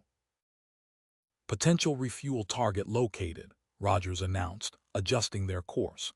Auxiliary cells intact at bearing 170. The S-Vigilant squadron moved with practiced precision, their ships adopting irregular patterns that exploited the electromagnetic chaos. Captain Blackwood's voice cut through the tactical channel. Pattern Sierra 7 engaged. Maintain dispersed formation. Xerx's flagship limped away from the combat zone, its biocontainment systems crackling with excess energy. The remaining Crack's vessels pressed forward but struggled to maintain their rigid pursuit protocols amid the Vigilant squadron's unpredictable maneuvers. Tours reached the emergency airlock as Roberts's mechanical retrieval system completed its final cycle. His engineering kit's displays were dead, but the crucial tactical data remained secured in hardened memory modules. Medical teams rushed forward as the airlock cycled, ready to treat his injuries from the extraction. Wayne worked steadily in the shuttle's medical bay, each new infant movement requiring immediate adaptation. He redirected pressure regulators and converted standard restraints into a working containment network, maintaining stability despite increasing patient mobility. Subject Group 3 showing full motor recovery, he reported, adjusting another harness. Implementing emergency acceleration protocols. Rogers guided their vessel toward the derelict Crack's supply ship, calculating approach vectors through the debris field. The fuel transfer would require precise positioning in turbulent atmospheric conditions. Behind them, Xerx's reinforcements moved into formation with their neural dampening technology active, creating a new tactical threat. Through the infant network, Astra tracked multiple ship movements simultaneously. Her enhanced connection provided moment-by-moment updates on enemy positions and system status, feeding tactical data directly to Captain Blackwood's combat coordination network. The Vigilant Squadron adapted their defense screen as Tor's medical data transferred to their tactical systems. Each ship adjusted its attack patterns based on the captured Crack's protocols, exploiting weaknesses in enemy formation requirements. Ahead, the damaged supply vessel grew larger in their viewport. Rogers initiated docking procedures as their fuel reserves dropped toward critical levels. The recovered infants maintained their disruptive effect on Crack's systems, their combined abilities creating a protective screen of electromagnetic interference that complemented the debris field's natural cover. Beginning final approach, Rogers transmitted, her hands steady on the controls.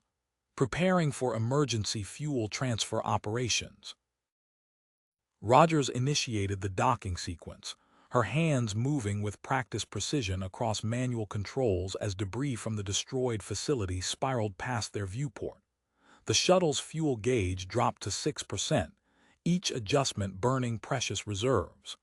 Establishing contact with emergency maintenance port, she transmitted, extending the shuttle's manipulation arms. The derelict Crack's vessel loomed ahead, its hull scarred from recent combat. In the medical bay, Wayne secured another set of modified harnesses as 3 more infants displayed increased mobility. 23 subjects now showing coordinated movement patterns, he reported, converting a section of repair mesh into additional restraints. The children's movements followed distinct patterns, suggesting rapidly developing motor control. Tor's voice crackled through the comm system from his position aboard the Vigilant. Port access sequence transmitted. You'll need to bypass the primary interlocks. Look for a hexagonal coupling beneath the emergency release valve. The manipulation arms locked onto the designated access point. Rogers adjusted their position against the atmospheric currents, compensating for each violent gust. Beginning bypass procedure. 7 minutes to minimum fuel requirement. A massive shape emerged from the electromagnetic interference, the KES, Mindbreaker's distinctive profile instantly recognizable. The crack's heavy cruiser's neural dampening systems activated with a pulse of energy that sent waves of discomfort through the infant network. Astra's neural connection wavered but held steady. Through their shared consciousness, she detected the dampening field's effect, creating unexpected feedback through Crack's communication channels. Enemy tactical network experiencing disruption. Multiple command frequencies compromised. Confirmed, Lieutenant Peterson transmitted from the Vigilant. Targeting solutions updated based on shield configuration data, executing pattern Sierra 9 Delta. The S-Vigilant squadron shifted formation, their ships establishing a defensive screen around the fuel transfer operation. Captain Blackwood coordinated their movements with precision timing, maintaining clear lines of fire while protecting the vulnerable shuttle. Wayne monitored the infants' vital signs as they responded to the neural dampening field. Instead of submission, their brainwave patterns showed signs of adaptation and strengthening, detecting unprecedented synaptic reconfiguration. They're actively resistant to suppression attempts. The shuttle's fuel transfer systems engaged with a mechanical whine. Rogers watched pressure differentials carefully, adjusting flow rates to prevent catastrophic imbalance. Transfer at 12%, maintaining position against atmospheric interference. Through the infant network, Astra intercepted fragments of Crack's communications. Their encrypted channels had fallen back to older protocols, leaving gaps in their tactical security. She relayed the intelligence to Captain Blackwood's command network, providing crucial updates on enemy movements. Xerxes' forces coordinating final attack vector, she transmitted. 3 distinct battle groups converging on our position. The manipulation arms maintained their connection to the supply vessel's maintenance port as precious fuel flowed between ships. Rogers compensated for each atmospheric disturbance, using debris fragments as cover while the transfer continued. Their fuel gauge began a slow climb upward, 4 minutes remaining until minimum escape threshold. Wayne secured another set of modified restraints as the infants displayed increasingly coordinated movements. Their enhanced abilities pushed against the Mindbreaker's dampening field, creating localized disruptions in Crack's targeting systems.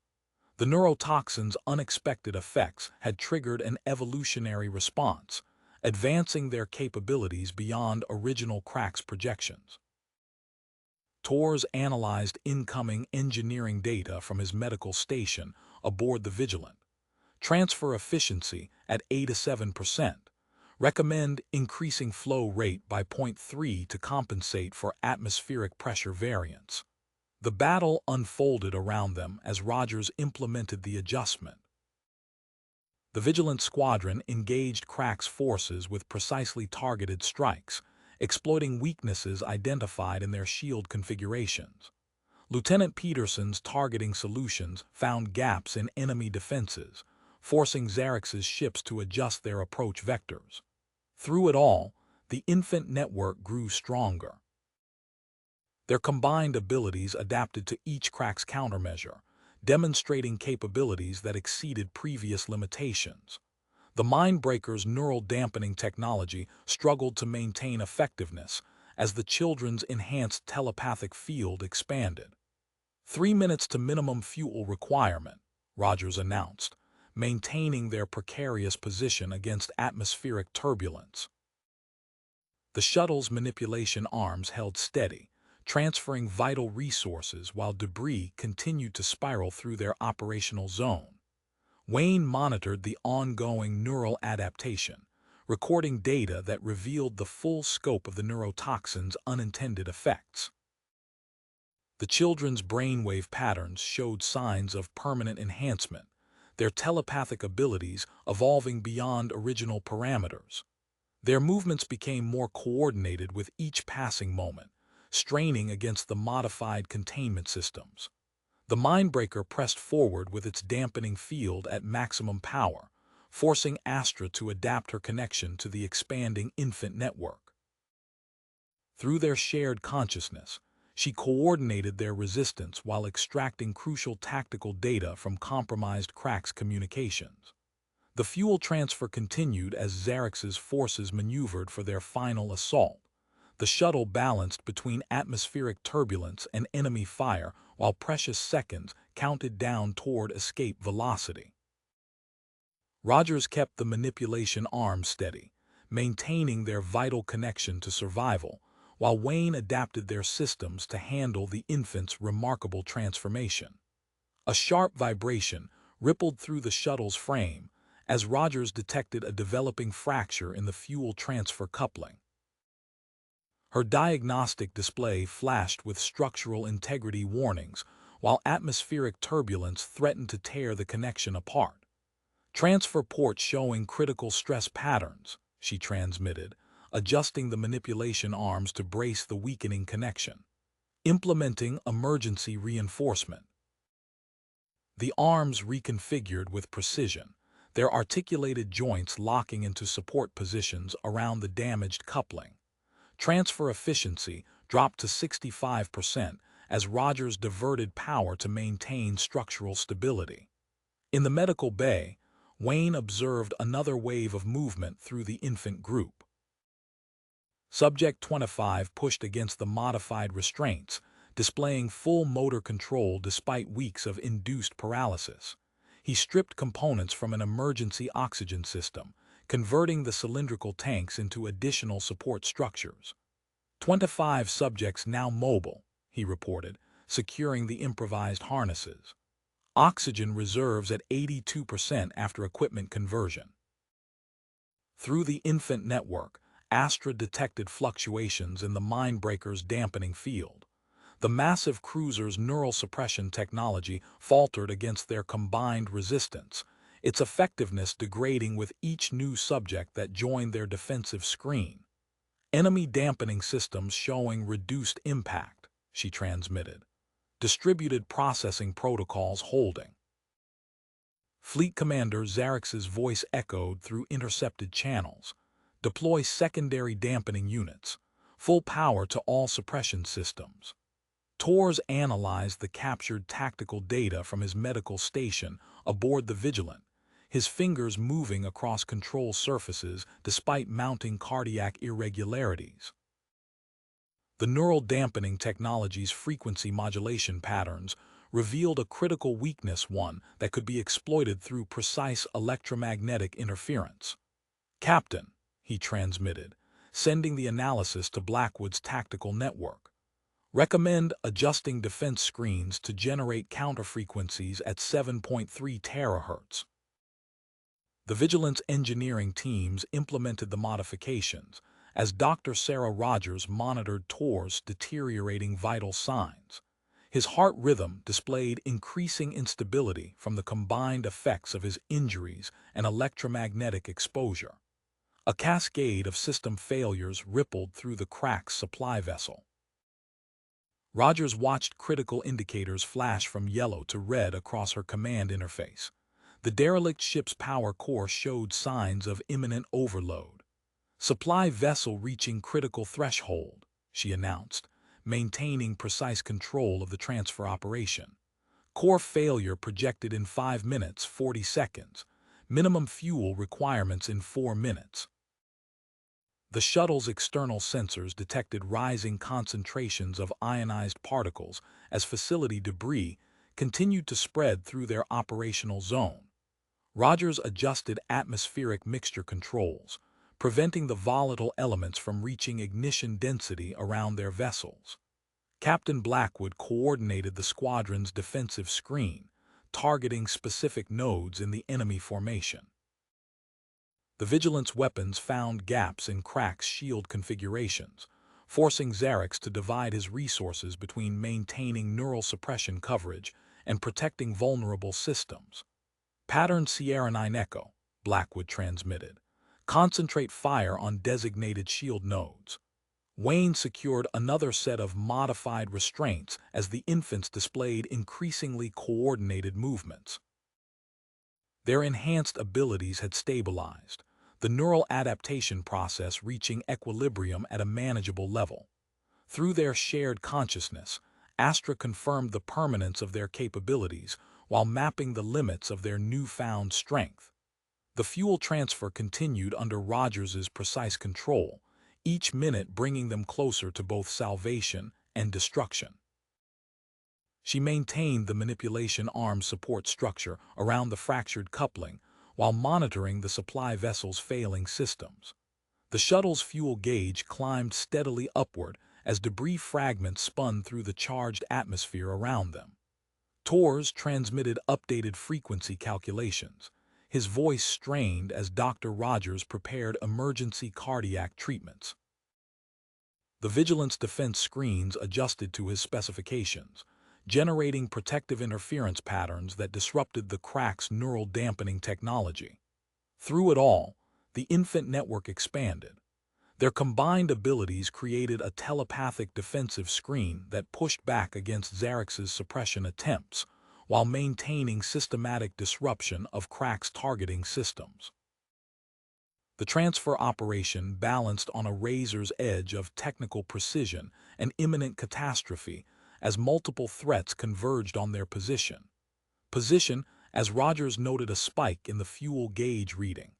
Transfer at 7 to 5% of minimum requirement, she transmitted, monitoring the structural integrity warnings across her interface. The improvised bracing held steady around the hairline fracture, metal groaning against the constant atmospheric pressure. Wayne adapted another section of emergency repair mesh into a support harness as Subject 26 pushed against the previous restraints. The child's movements displayed precise motor control, coordinating with the others to strengthen their telepathic defense network. He secured the new structure while checking vital signs across the medical bay. 26 active subjects confirmed, he reported. Final subjects showing increased neural activity. Through their shared connection, Astra detected the mounting pressure against the Mindbreaker's dampening field. The children's combined abilities created interference patterns that forced the Crack's technology to operate at reduced power. She relayed tactical data through the network as another wave of feedback rippled through enemy communications. Tor's fingers moved across control surfaces in the Vigilance medical pod, adjusting defense screen frequencies. Dr. Sarah Rogers activated electromagnetic shielding around his station as his cardiac monitor displayed dangerous arrhythmia. Implementing field modifications, he transmitted, voice strained. Counter-frequency effectiveness at 6 to 2%. The atmosphere between vessels shimmered with visible distortion as Xerix deployed all 3 dampening units. Rogers tracked the ionization patterns, maintaining precise distance from the energized debris field. A single spark against the exposed fuel line would trigger catastrophic ignition. Rerouting life support power to reinforce transfer connection, she announced, watching oxygen reserves drop to 5 minutes of breathable atmosphere. The manipulation arm's stress indicators stabilized as additional power flowed to the support structure. Squadron weapons showing thermal warnings, Lieutenant Peterson transmitted from the Vigilant, adjusting firing patterns to prevent overload. Captain Blackwood coordinated their defensive screen, exploiting gaps in the rigid Crack's formation. Maintain pressure on designated shield nodes. Force them to break pattern or accept concentrated fire. The supply vessel's hull creaked with increasing structural strain. Rogers calculated transfer rates against projected failure times 3 minutes 20 seconds to minimum fuel capacity, less than 4 minutes until complete collapse. She diverted additional power from secondary systems, pushing transfer efficiency to maximum sustainable levels. Astra intercepted fragments of Crack's tactical data through the expanding infant network. Their telepathic field had evolved beyond simple disruption, creating feedback loops in enemy systems that prevented full power operation. She transmitted the vulnerability data to Tors, who refined his counter-frequency calculations. Updating defense screen modulation, he managed through gritted teeth. Dr. Rogers monitored his vital signs while administering cardiac stabilizers. The electromagnetic shielding around his pod flickered with each pulse of energy from the competing fields. Wayne secured the final support structure as debris fragments impacted the shuttle's hull. 26 infants moved in synchronized patterns, their enhanced abilities providing systematic disruption of Crack's targeting systems. Subject 27's neural patterns showed increasing activity, approaching the threshold of full consciousness. The fuel transfer entered its final phase as Zarex's remaining forces adjusted formation. Rogers maintained precise control of the connection, while monitoring multiple system failures across her command interface. The manipulation arms held steady despite metal fatigue warnings, transferring vital resources while competing electromagnetic fields twisted the charged atmosphere around them. Tors transmitted updated frequency data to the squadron's defense screens. His medical pod's monitoring systems displayed mounting cardiac stress as Dr. Rogers prepared additional emergency treatments. Through the electromagnetic interference, the Vigilance protective field adapted to his calculations, creating zones of reduced dampening effect around their vessels. The supply vessel's structural integrity dropped below critical levels as Rogers pushed the transfer systems to their limit. 3 minutes remained until minimum fuel requirement, each second balanced between survival and disaster as Zarex coordinated his final assault. Through the infant network, Astra detected the enemy formation's approach vectors, relaying tactical data while the children's telepathic abilities continued to evolve beyond their original capabilities.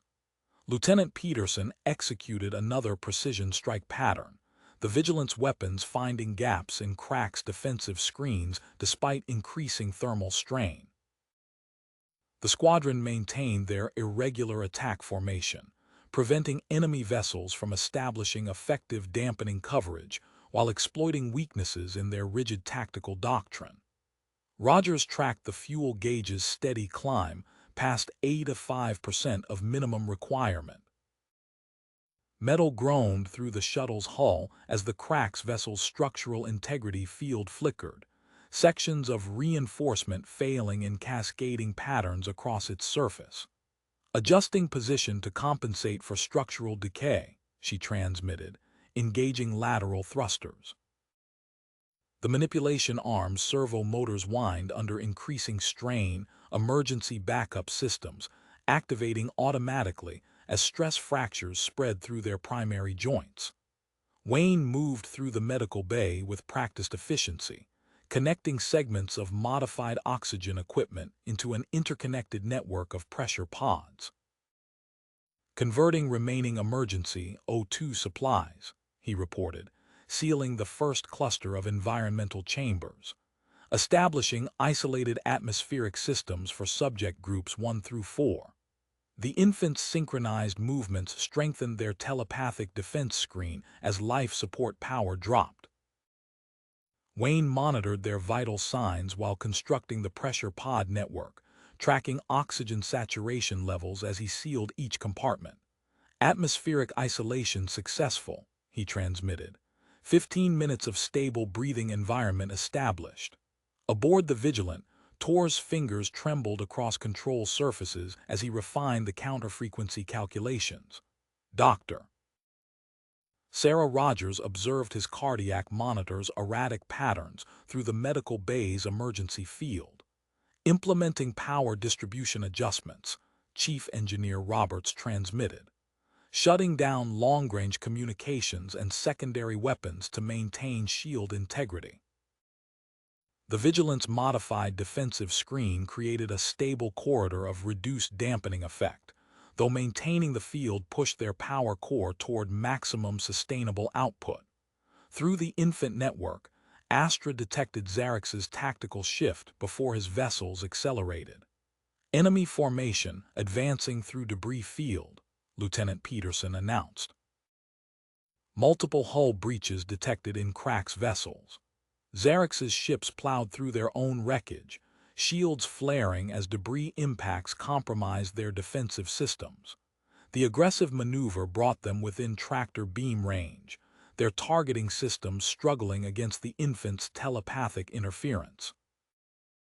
Captain Blackwood coordinated with the approaching Earth Defense Force Squadron, transmitting tactical data through compressed channels. "Squadron Commander Jensen, recommend pattern Victor 7 to exploit enemy shield damage." "Acknowledged," Jensen responded. "EDF vessels moving to establish layered defense screen." The 25th Infant's neural pattern spiked on Wayne's medical monitors, displaying unprecedented complexity in their frequency distribution. Through their shared connection, Astra detected capabilities beyond those demonstrated by the other subjects, though detailed analysis remained impossible under emergency power restrictions. TORS activated another shield modification sequence as electromagnetic interference intensified around the Vigilant. His medical pod systems registered dangerous cardiac arrhythmia, forcing Dr. Rogers to prep specialized treatment equipment designed for high-field operations. 7 minutes until critical threshold," she transmitted, calibrating electromagnetic medical systems. Proceeding with emergency cardiac stabilization protocols. The fuel transfer reached 90% completion as Rogers compensated for another structural failure in the Crack's vessel. The manipulation arms held their connection despite severe material fatigue, transferring vital resources while the supply ship's integrity field continued to collapse. Astra relayed intercepted data about the neural dampening technology's power regulation requirements. TORS integrated the information into his calculations, adjusting the Vigilant's counter-frequency emissions to create targeted disruption patterns with minimal energy expenditure. "Enemy tractor systems charging," Peterson reported, detecting power buildup in Crack's forward arrays. The Vigilant maintained its protective field over the shuttle's position as EDF reinforcements moved to intercept Xerxes' approaching vessels. Rogers diverted additional power to the transfer coupling, pushing to complete the operation before the Crack's ships could establish a solid tractor lock. Through it all, 26 synchronized minds generated expanding waves of electromagnetic interference, their abilities evolving beyond original parameters as they defended against Xerxes' increasingly desperate attempts to re-establish neural suppression coverage. The 25th subject's unique patterns suggested capabilities that could turn the tide if they could complete the transfer operation before time ran out. The fuel gauge peaked at 97% as Rogers initiated emergency disconnection procedures. Metal screamed against metal as the manipulation arms retracted, tearing away from the rapidly disintegrating Crack's vessel. Warning indicators flashed across her command interface as the shuttle's fueling port registered impact damage. "Sealing systems engaged," she transmitted, watching pressure readings stabilize. "Fuel containment holding at optimal levels." In the medical bay, Wayne observed as the 26 recovered infants moved with impossible precision. Their synchronized motions created complex geometric patterns that strengthened the telepathic interference field. His medical displays tracked unprecedented neural activity as Subject 27's brainwave patterns shifted into previously unrecorded configurations. New capability detected, he reported, adjusting monitoring equipment. Subject 27 is actively redirecting Crack's targeting systems. Tor's fingers danced across the Vigilance defense screen controls despite his deteriorating condition. Dr. Sarah Rogers activated specialized electromagnetic shielding around the medical pod as she prepared cardiac treatment protocols. The ship's protective field rippled with energy as it deflected another attempted tractor lock. Implementing gravity reduction protocols, Chief Engineer Roberts announced, maintaining shield power at maximum sustainable levels. Artificial gravity failed across non-essential decks as power redirected to defense systems. Through the infant network, Astra detected a unique signature in Subject 27's neural patterns, a hybrid structure combining human and Crack's characteristics that enhanced their collective abilities. The Thunderchild burst through the debris field, leading Squadron Commander Jensen's relief force in a precision attack pattern. Xerxes' formation fractured under concentrated fire, forcing his vessels to separate their neural dampening coverage. The Thunderchild's electronic warfare suite generated cascading failures through enemy targeting systems. Cardiac stabilization initiated, Dr. Rogers transmitted from the Vigilance medical bay. She monitored Tor's vital signs as specialized equipment countered the effects of prolonged electromagnetic exposure, preparing isolation ward for long-term recovery protocols. Rogers engaged the shuttle's main engines, executing a complex escape trajectory through the protective corridor maintained by Earth Defense Force vessels. The hull creaked as acceleration forces stressed the damaged structure, but integrity field readings remained within acceptable parameters. Orbital exit vector calculated, she reported. Fuel reserve sufficient for atmospheric breakthrough. Superheated plasma erupted between the shuttle and its escorts as Xerxes sacrificed 3 support ships in a final bold strategy. The brilliant barrier forced Rogers to adjust their escape trajectory, burning additional fuel as she maneuvered around the expanding energy field. Recalculating approach vectors, she transmitted, monitoring their decreasing fuel margin. Maintaining minimum safety threshold for orbital insertion. The infant network's defensive screen intensified as Subject 27's enhanced capabilities integrated with the others. Their combined abilities created precise disruption patterns that targeted specific frequencies in Crack's neural suppression technology. Wayne tracked their vital signs while managing the emergency oxygen pod system that preserved their limited atmosphere. Pressure stability confirmed in all environmental chambers, he reported. Subjects maintaining optimal oxygen saturation levels. Captain Blackwood coordinated with Squadron Commander Jensen, establishing overlapping fields of fire that protected the shuttle's vulnerable ascent path. The Thunderchild's electronic warfare suite synchronized with their defense screen frequencies, creating additional layers of protection against Xerxes' increasingly erratic attacks. Defensive perimeter established, Jensen transmitted, maintaining coverage through atmospheric exit window. The shuttle's engines strained against planetary gravity as Rogers pushed them toward the edge of space.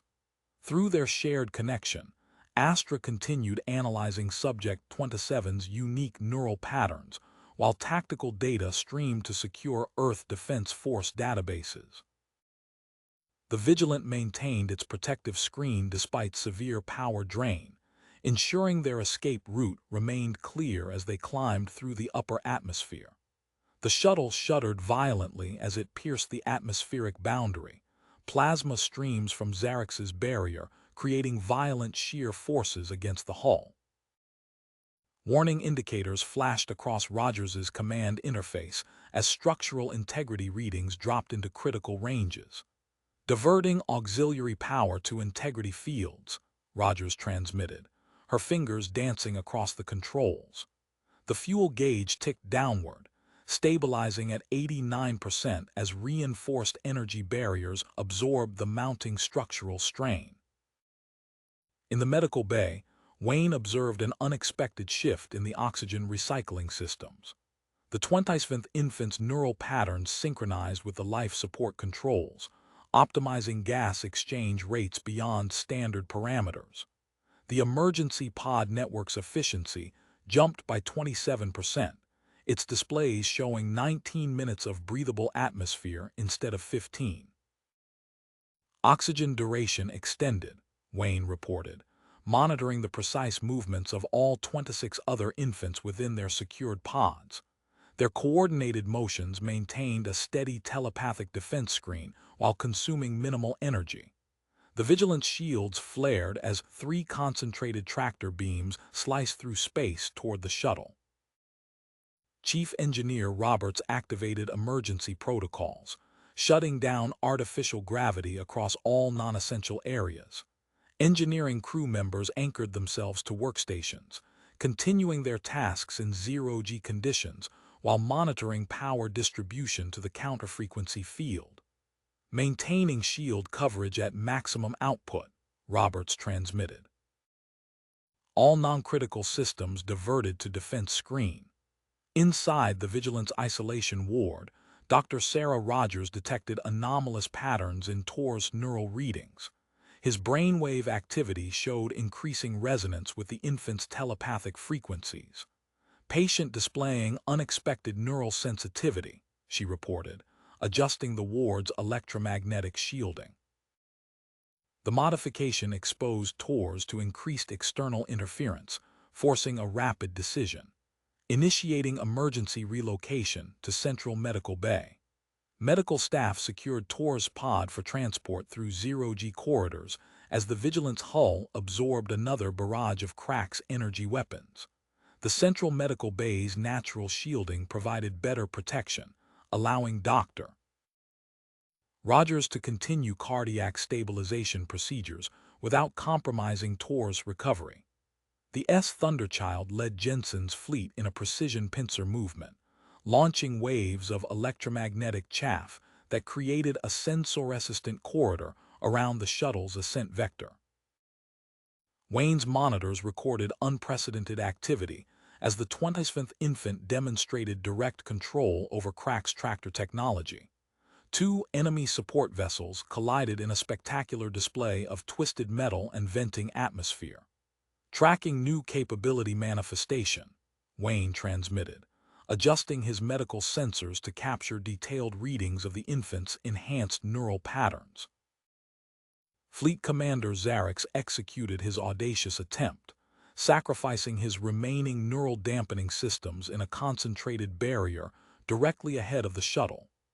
Rogers analyzed the threat, calculating a dangerous alternative trajectory that would use the planet's magnetic field as partial protection. Implementing magnetic deflection course, she announced, the shuttle's engines screaming as she executed a series of precise maneuvers. The fuel gauge dropped steadily as they aligned with the planet's natural electromagnetic patterns. Captain Blackwood coordinated the defensive screen reorganization with Squadron Commander Jensen. Adjusting formation to cover modified escape vector, he transmitted. Maintain overlapping fields of fire on approach angles 7 through 12. The Vigilant held position as primary escort, while the Thunderchild's electronic warfare systems generated cascading sensor failures throughout the Crack's pursuit fleet.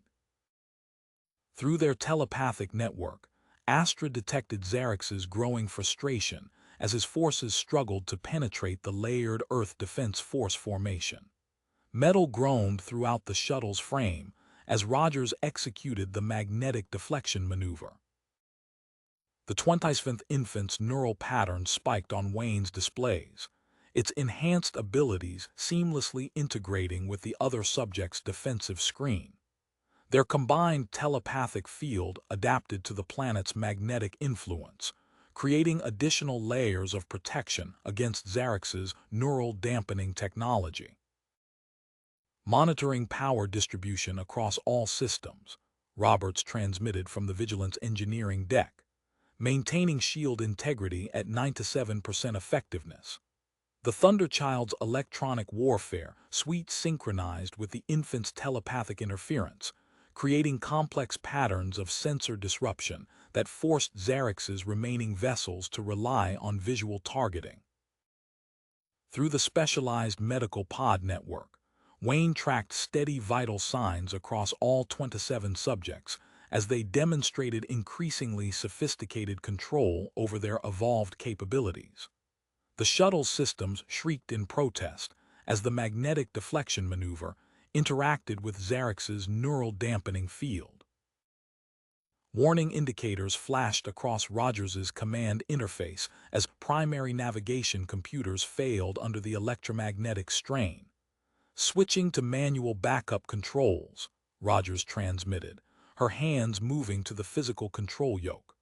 Primary guidance systems compromised by field interactions. Through the medical pod network, Wayne detected an unexpected spike in Subject 27's neural patterns. The infant's brainwave activity synchronized with the shuttle's navigation systems, creating a stable electronic interface that maintained their escape trajectory. Subject 27 interfacing directly with guidance computers, he reported, adjusting metabolic support settings. Vital signs show increased energy expenditure, implementing enhanced life support protocols. The Thunderchild's electronic warfare suite generated precise interference patterns that tore through Xerx's neural dampening generators. Cascading power failures rippled through the Crack's pursuit fleet as system after system overloaded. 3 vessels spun out of formation, their engines dark as they drifted into the expanding debris field. In the Vigilance Central Medical Bay, Tor's neural monitors displayed unusual activity patterns. Dr. Sarah Rogers observed as his brainwave frequencies aligned with the infant's telepathic field. Patient demonstrating enhanced neural sensitivity, she transmitted, calibrating her instruments. Detecting Crack's vessels through dampening emissions. Tor's eyes snapped open. 3 ships, bearing 047. Neural signatures indicate shield node vulnerabilities. Captain Blackwood coordinated with Squadron Commander Jensen, targeting the exposed shield sections. Concentrate missile fire on designated coordinates. Exploit gaps in their dampening coverage. Earth Defense Force vessels executed precise attack patterns, their weapons finding weak points in the Crack's defensive screens. 2 more enemy ships lost power as critical systems failed, though the successful strikes depleted missile reserves across the squadron. The shuttle's hull creaked as Rogers executed another evasive sequence. Fuel levels dropped steadily while she maintained their escape vector using manual controls.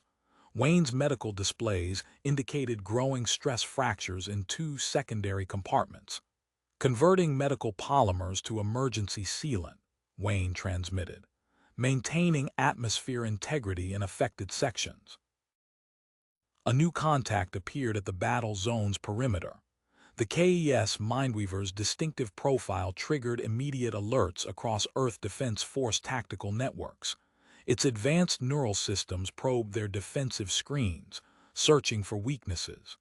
Detecting enhanced neural attack patterns, Tors reported through gritted teeth. Standard countermeasures insufficient against new configuration.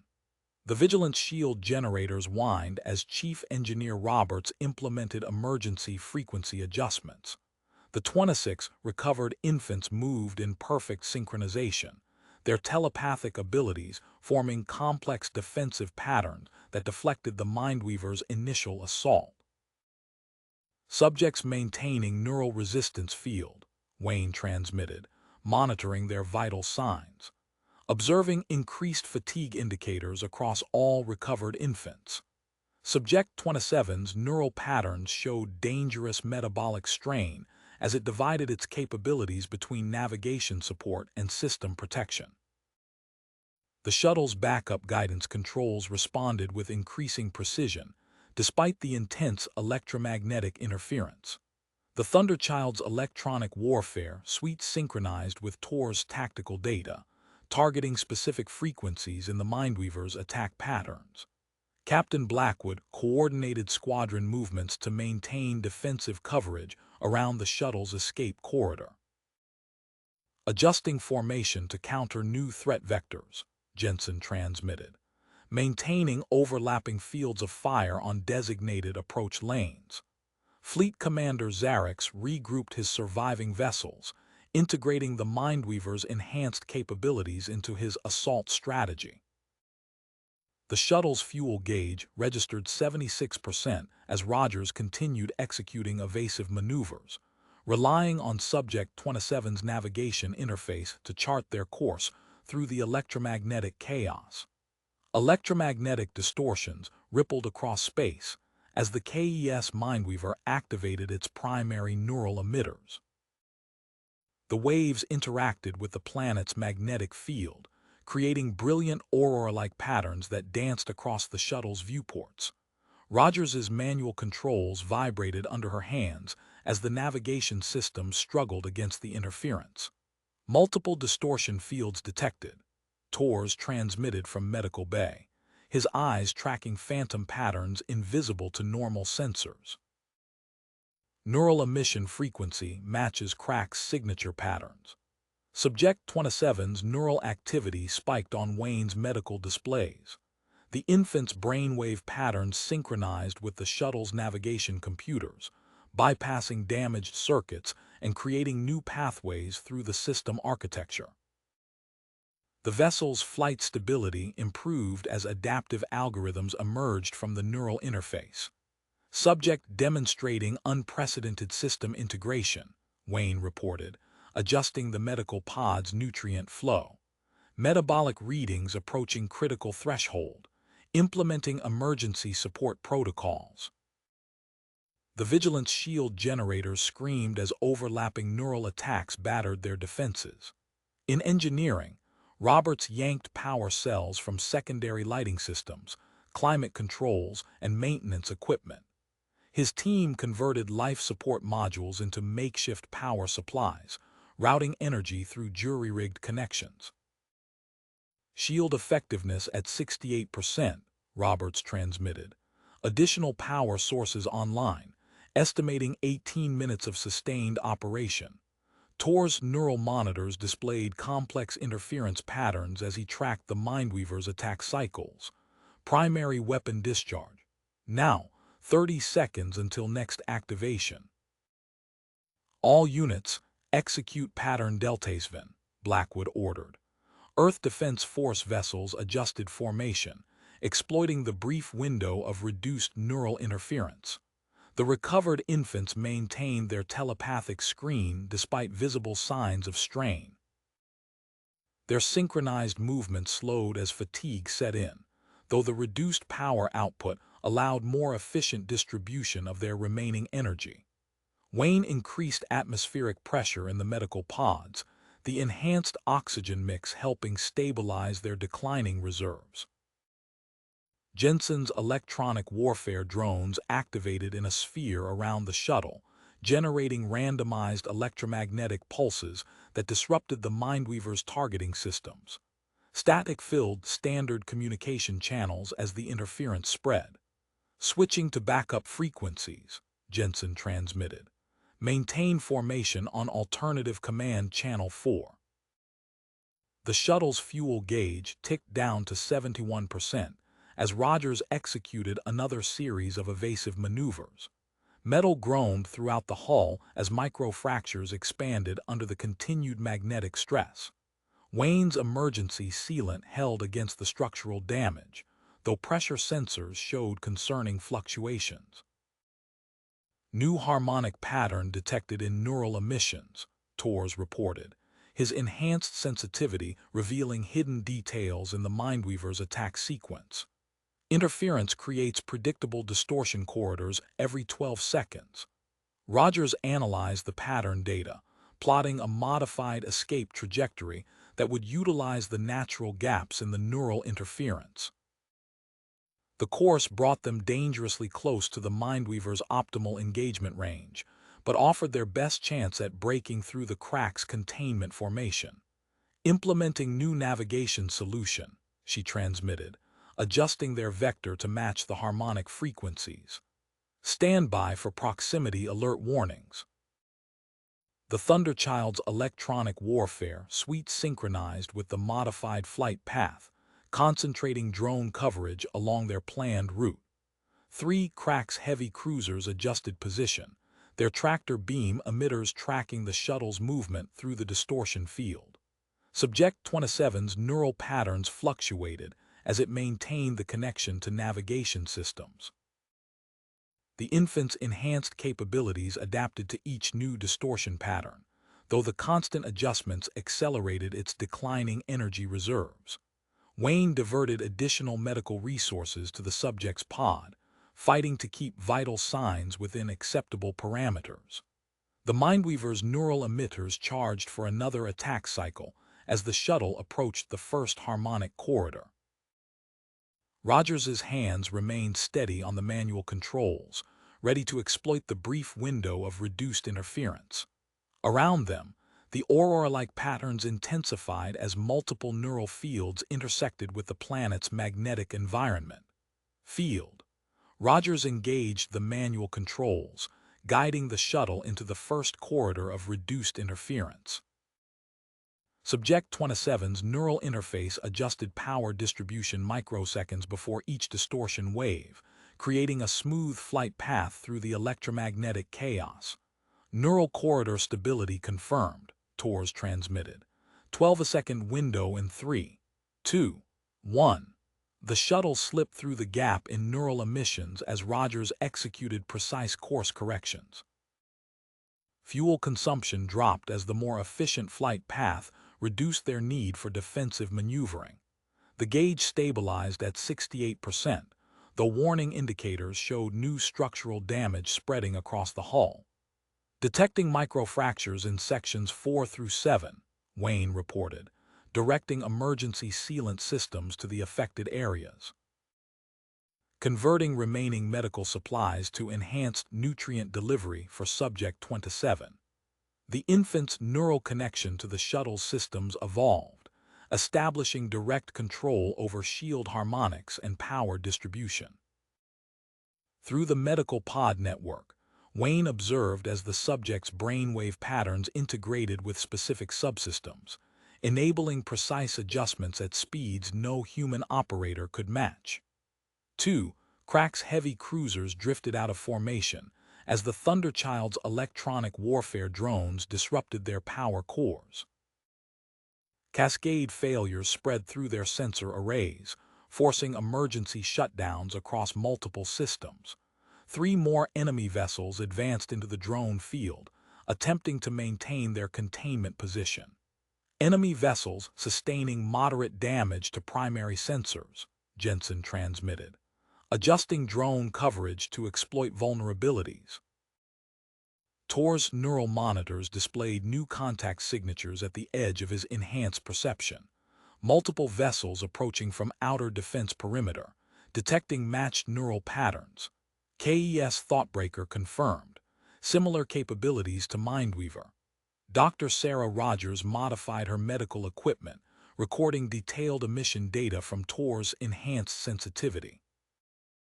Transmitting neural signature analysis to tactical network, establishing baseline for countermeasure development. In the Vigilance Engineering section, Roberts's team worked frantically to integrate portable shield generators from the ship's evacuation pods. Implementing localized defense grid, he transmitted, monitoring power distribution across the makeshift network. Standard shield coverage compromised but neural resistance holding. The recovered infants adjusted their telepathic defense screen, condensing its effective range while improving energy efficiency. Wayne's medical displays showed improving metabolic readings as their enhanced capabilities stabilized. Subject 27 maintained its critical system integration despite the increased strain, the specialized nutrient delivery system sustaining its depleted energy reserves. Formation adjustment required, Captain Blackwood transmitted. Thunderchild moving to intercept Thoughtbreaker. Escort frigates engage remaining cruisers. 4 Earth Defense Force vessels broke away, targeting Xerx's heavy cruisers before they could exploit gaps in the Vigilant's modified shields.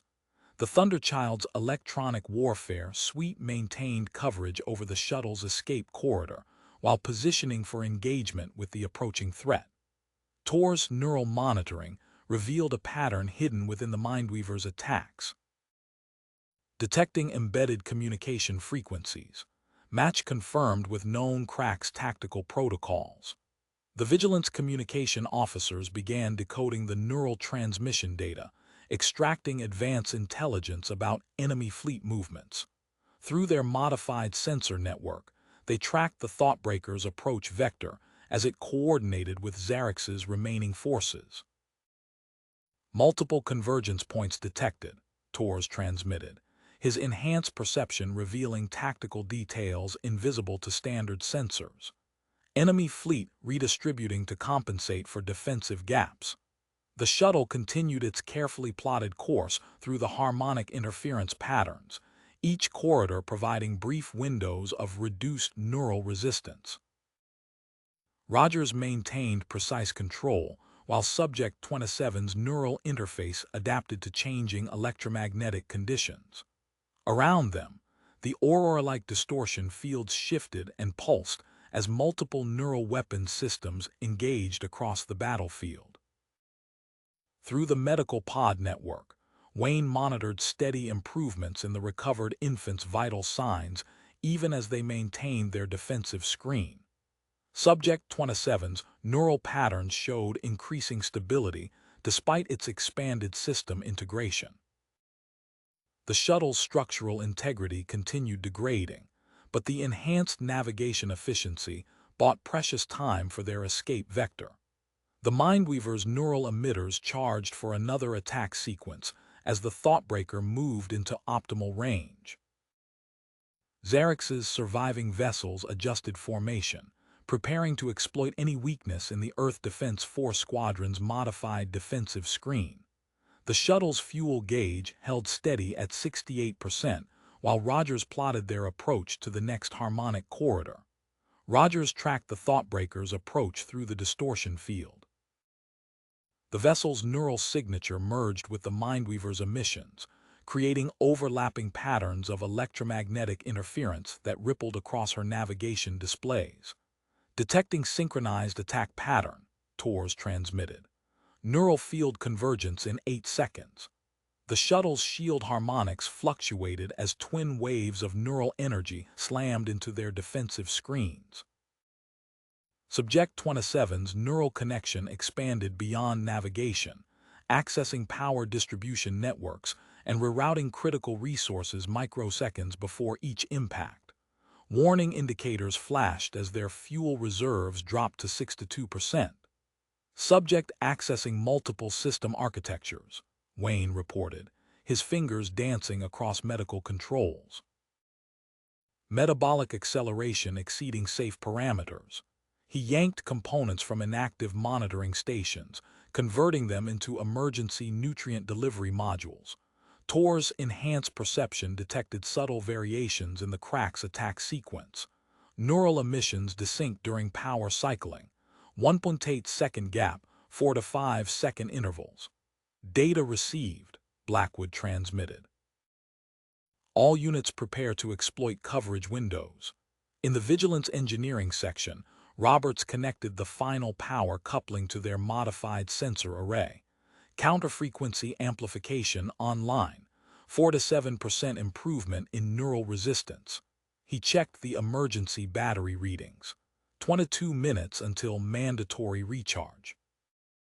The Thunderchild's remaining drones activated in paired formations, generating electromagnetic interference patterns that disrupted coordination between the crack's neural vessels. Enemy targeting systems struggled to maintain lock as the drone fields intersected their attack vectors. Drone coverage optimal, Jensen transmitted. Be advised. Primary weapons offline during electronic warfare operations.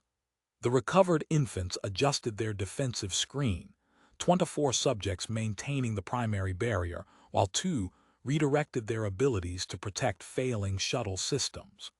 Wayne's medical displays showed increasing neural synchronization as they developed more efficient energy distribution patterns. 3 Crack's cruisers broke from Xerx's formation, concentrating fire on exposed sections of the Vigilant's hull. Impact alerts sounded as precision strikes breached 2 outer compartments. Emergency bulkheads sealed, containing the damage before it reached critical systems. Metal groaned throughout the shuttle as structural microfractures spread across 5 sections. Rogers initiated containment protocols, sealing non-essential areas to preserve atmosphere. Through its enhanced integration, Subject 27 redirected remaining structural reinforcement power to protect vital systems and medical pods. New resonance pattern detected, TORs transmitted, tracking the complex interaction between Crack's neural emissions and the planet's magnetic field. 3-way interference creating predictable null zones. Rogers analyzed the data, plotting an escape trajectory through the nodes of reduced neural activity. The course brought them within dangerous proximity of both Crack's vessels, but offered their best chance at breaking through the enemy formation. Implementing new navigation solution, she transmitted. Maintaining distance of 4.0 kilometers from Thoughtbreaker's optimal range. The shuttle's enhanced navigation systems adjusted to the precise course requirements as Subject 27 coordinated power distribution across multiple subsystems. Through the medical pod network, Wayne monitored the infant's expanding capabilities while fighting to stabilize its accelerating metabolism. Neural synchronization improving among recovered subjects, he reported, adjusting nutrient flow rates. Defense screen efficiency increased by 32%. The Vigilant's modified shields flared as another synchronized neural attack battered their defenses. Roberts diverted additional power through the emergency batteries, buying precious minutes of enhanced protection. Around them, the Earth Defense Force Squadron adjusted formation to cover their escape corridor while managing their depleting resources. Xerx's remaining vessels coordinated with both neural ships, establishing a layered attack pattern designed to overwhelm their modified defenses. The Thoughtbreaker's emissions synchronized with the Mindweaver's frequency, creating cascading waves of neural interference that threatened to destabilize their carefully plotted course through the resonance nodes. TORs maintained his enhanced monitoring of the neural attack patterns, transmitting tactical data through the medical bay's secured channel. Each power cycle alignment created brief opportunities for counterattacks, allowing the defense fleet to concentrate fire during these critical windows. The shuttle's structural integrity continued degrading as they navigated through increasing neural turbulence. Subject 27 system integration expanded, optimizing power distribution and shield harmonics with inhuman precision. Warning indicators showed multiple defense systems approaching failure as they pushed deeper into the electromagnetic chaos. Rogers initiated their calculated approach through the neural null zones, her hands steady on the navigation controls as she guided them between the looming shapes of the Thoughtbreaker and Mindweaver. The shuttle's power distribution systems pulsed with Subject 27's enhanced input, compensating for gravitational shifts as they threaded through the narrow, safe corridors. Fuel reserves at 58%, she transmitted, adjusting their vector by microdegrees to maintain optimal positioning. Hull stress increasing in sections 3, 4, and 7. The infant's neural connection deepened, pushing beyond standard operational limits. Base code scrolled across Wayne's medical displays as Subject 27 rewrote core system protocols, establishing new power management algorithms that defied conventional engineering parameters. Unprecedented system integration detected, Wayne reported, yanking sensor components from damaged hull sections. He converted the delicate scanning equipment into crude but effective nutrient delivery modules. Subject's metabolic rate approaching critical threshold, implementing emergency supplementation. Tor's enhanced perception tracked subtle fluctuations in the enemy vessel's attack pattern, neural emissions destabilizing at magnetic field intersection points. Power compensation creating 23-millisecond vulnerability window. The Vigilance engineering team processed his data, modifying their counter-frequency emissions. Roberts directed power through reconfigured shield emitters, timing each pulse to exploit the detected weakness. Countermeasure effectiveness increased by 38%. Emergency reserves at critical levels. A brilliant flash lit the battlefield as Crack's weapons fire struck the Thunderchild's port section. Jensen's status indicators flashed red as weapon systems failed across the affected quadrant. Port arrays disabled, maintaining drone coverage through starboard control systems. The Thunderchild's remaining weapons targeted precise points in the Crack's formation, disrupting their attempts to establish an effective containment pattern. Energy beams lanced through debris fields, forcing enemy vessels to adjust position or risk critical damage. Roberts initiated his modified shield configuration aboard the Vigilant, routing power from the secondary core. Implementing synchronized defense pulses. Shield strength increased by 62% during vulnerability windows. The recovered infants adjusted their defensive screen, 23 maintaining the primary barrier, while 3 focused on specific attack frequencies. Wayne's medical displays showed concerning changes in their neural patterns as fatigue set in. Subject 27 maintained its protection of critical shuttle systems, power fluctuating through jury-rigged distribution networks. Xerx's vessels executed precise micro-jumps, attempting to maintain neural coverage while avoiding the Thunderchild's electronic warfare drones.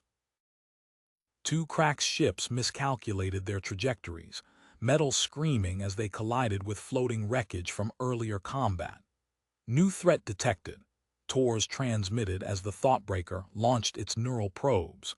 The automated devices moved through space like predatory fish, seeking direct neural connections with the recovered subjects. Subject 27 responded instantly, redirecting power from lighting, environmental controls, and non-critical systems. Localized interference fields sprang up around the shuttle's hull, blocking the probe's attempts to establish contact.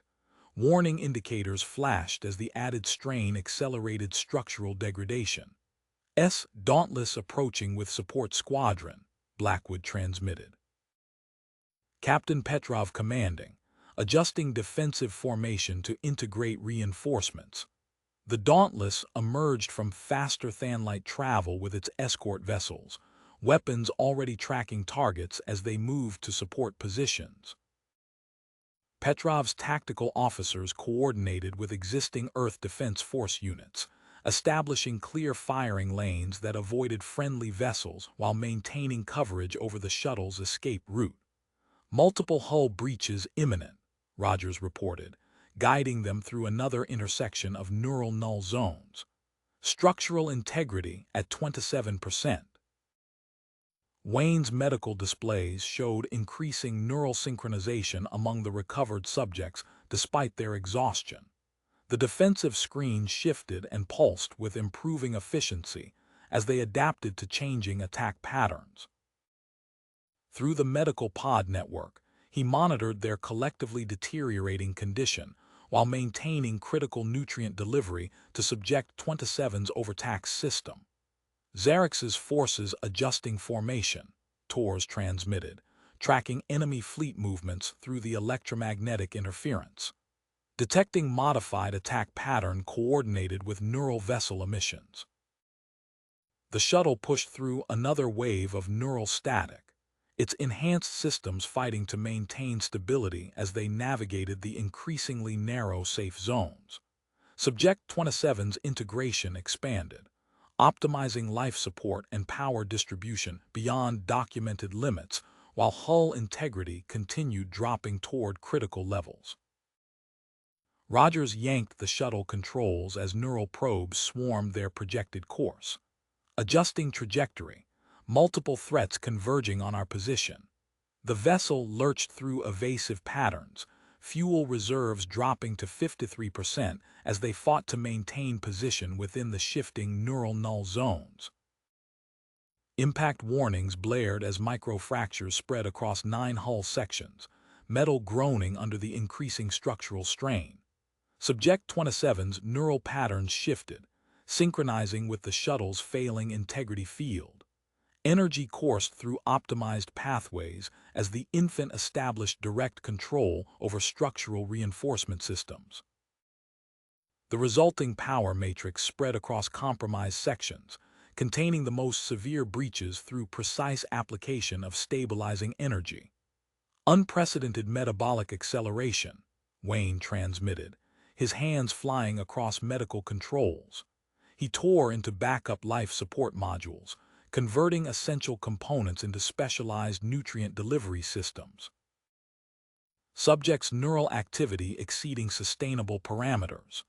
New vulnerability detected in probe control architecture, TORS reported, tracking subtle variations in the Thoughtbreaker's emission patterns. Signal update delay creating 0.8-second targeting window during node transitions. The Vigilance Weapons officers processed his data, adjusting their firing solutions to exploit the brief gaps in probe coordination. Precision shots eliminated multiple hostile devices during their command updates, disrupting the enemy's attempt to establish an effective containment network. The Dauntless accelerated through the battlefield, its heavy weapons capitalizing on shield weaknesses revealed by the Thunderchild's electronic warfare. Captain Petrov's tactical officers coordinated their assault with surgical precision, forcing both neural vessels to redistribute power from weapons to defensive systems. In the Vigilance Engineering section, Roberts executed emergency modifications to their failing shields, converting primary sensor array, implementing counter-frequency amplification. The ship's detection capabilities dimmed as scanning systems transformed into neural defense amplifiers. Shield effectiveness increased 72% against telepathic attacks. The recovered infants adapted their defensive screen, neural patterns aligning with the shuttle's enhanced systems. 22 subjects maintained the primary barrier, while 4 focused their abilities on incoming probes. Medical displays showed dangerous levels of neural exhaustion spreading through the group as they pushed their capabilities beyond safe limits. Plasma torpedoes streaked from Xerx's vessels, detonating in precise patterns that filled their escape corridor with energized particles.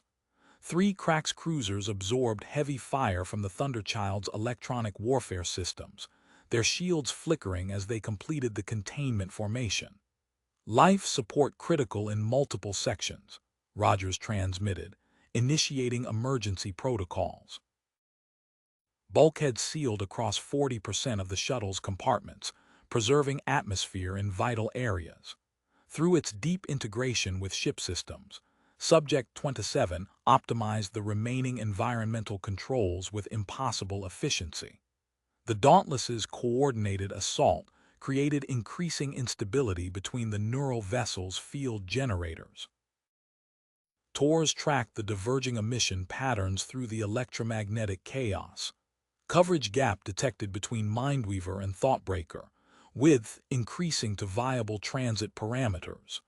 Rogers analyzed the tactical data, plotting an escape trajectory through the temporary weakness. The course would drain their remaining fuel reserves, but offered a clear path through the Crack's containment zone. Her hands tightened on the navigation controls as she prepared to execute the desperate maneuver. Subject 27's neural connection expanded, pushing shuttle systems beyond design specifications.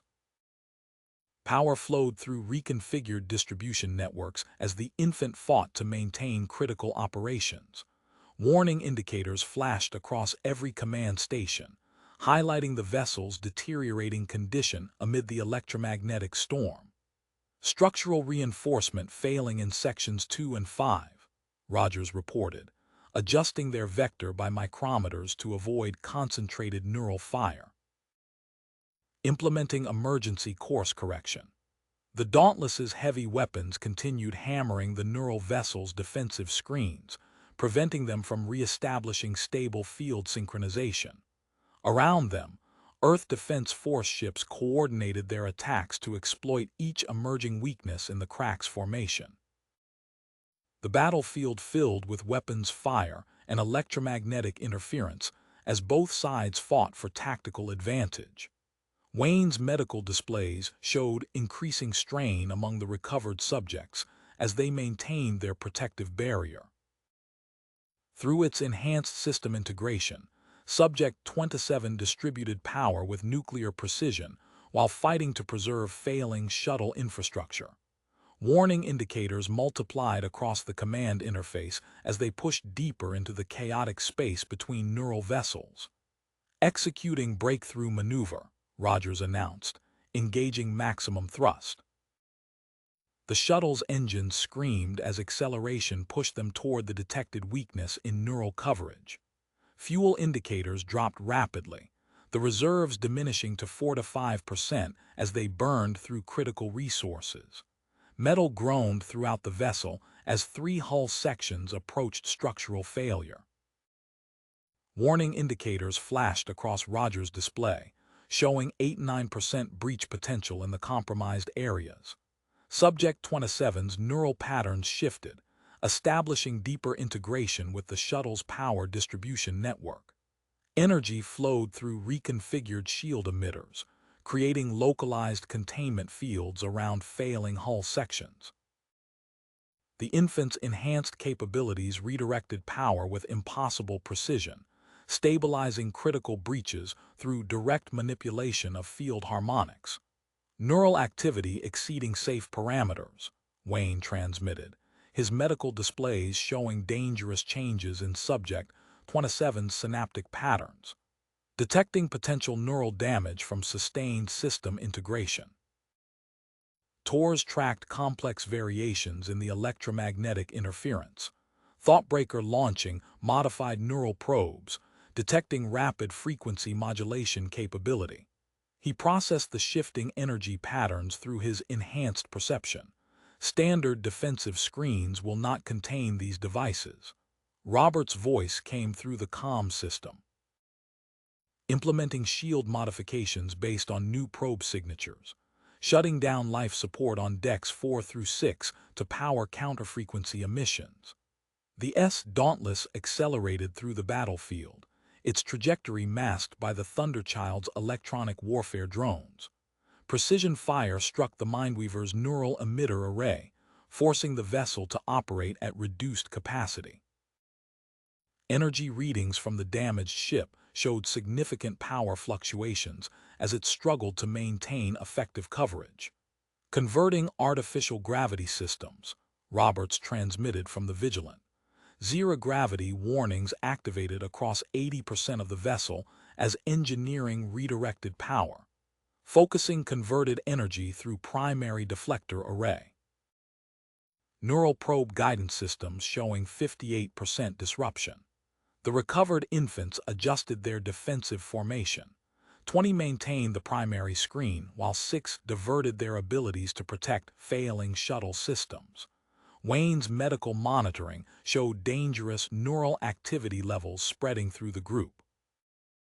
Subject 27's synaptic deterioration accelerated as it pushed deeper into the shuttle's power network.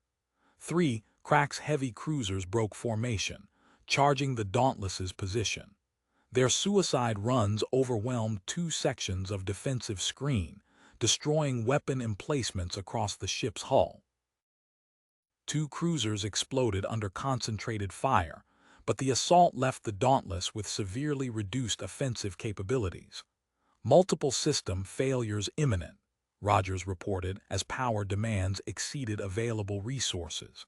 She initiated emergency protocols, shutting down non-essential functions, maintaining minimal life support and structural integrity only. Subject 27's neural connection expanded through increasingly unstable pathways.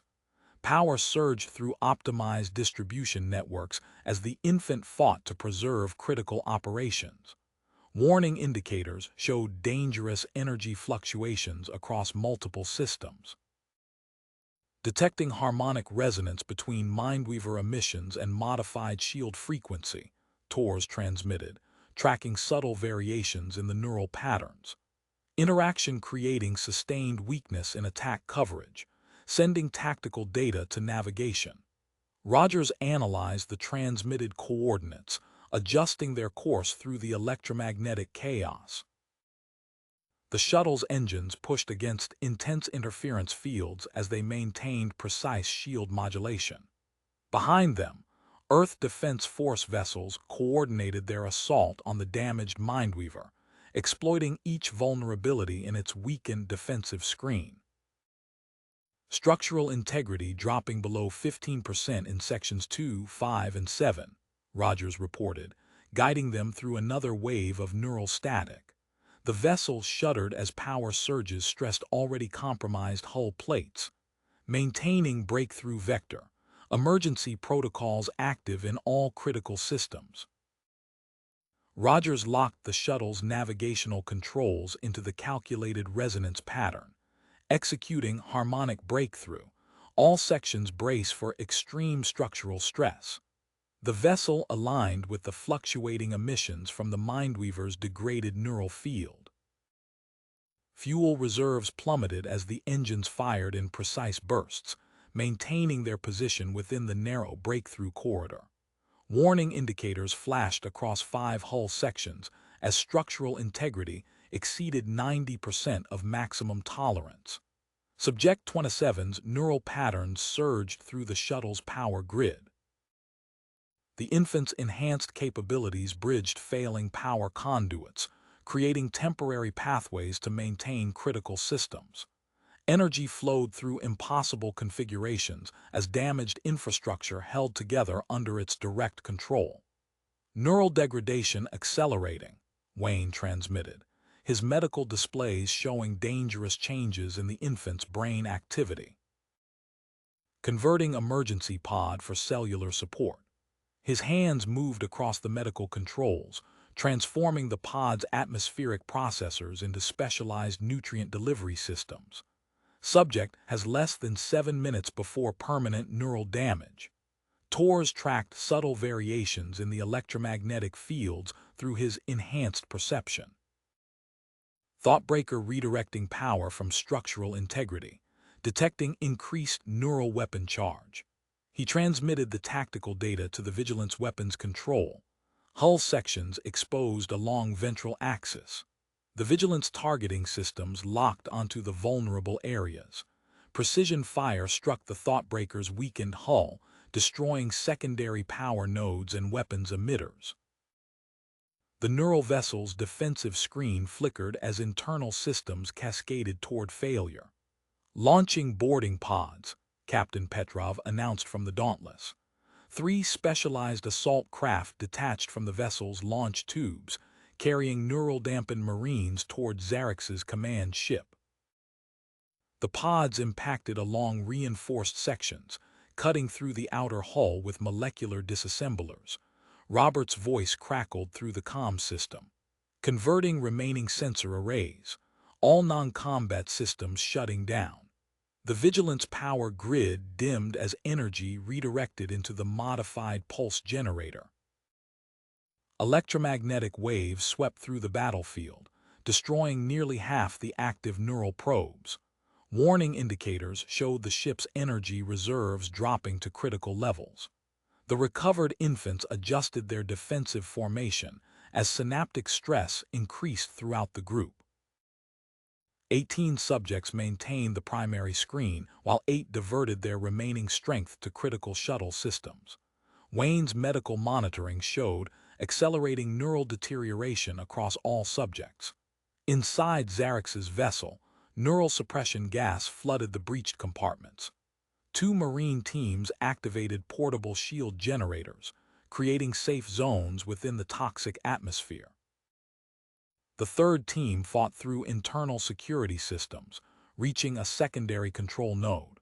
Their specialized equipment disrupted the ship's neural weapon coordination, creating gaps in its defensive coverage. Metal screamed as three hull sections began systematic failure. Rogers initiated emergency sealing procedures, isolating the compromised areas. Atmospheric containment dropping in non-essential compartments, redirecting life support to critical sections. Subject 27's neural connection maintained minimal power distribution through the failing systems, though each adjustment caused dangerous spikes in its brain patterns. Detecting power core instability in Thoughtbreaker, Tors reported, analyzing data from the Thunderchild's electronic warfare drones. Neural emissions creating feedback loop in main reactor. The vessel's attempts to compensate for its sister ship's reduced output had destabilized its primary systems. Squadron Commander Jensen coordinated with Captain Blackwood, positioning their remaining ships for a concentrated strike. The Earth Defense Force vessels moved into attack formation, preparing to exploit the Thoughtbreaker's growing vulnerability. Energy readings showed increasing instability as the neural vessel's power core approached critical threshold. Rogers adjusted their trajectory through the weakening neural field, maintaining precise shield harmonics despite the shuttle's failing infrastructure.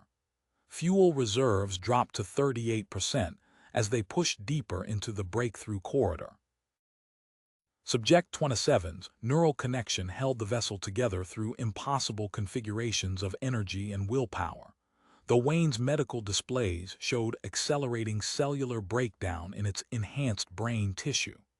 The battlefield filled with weapons fire as Earth Defense Force ships pressed their advantage against the destabilizing Thoughtbreaker. Inside Zarex's command vessel, Marines advanced through compromised sections, while neural dampening fields disrupted internal defenses.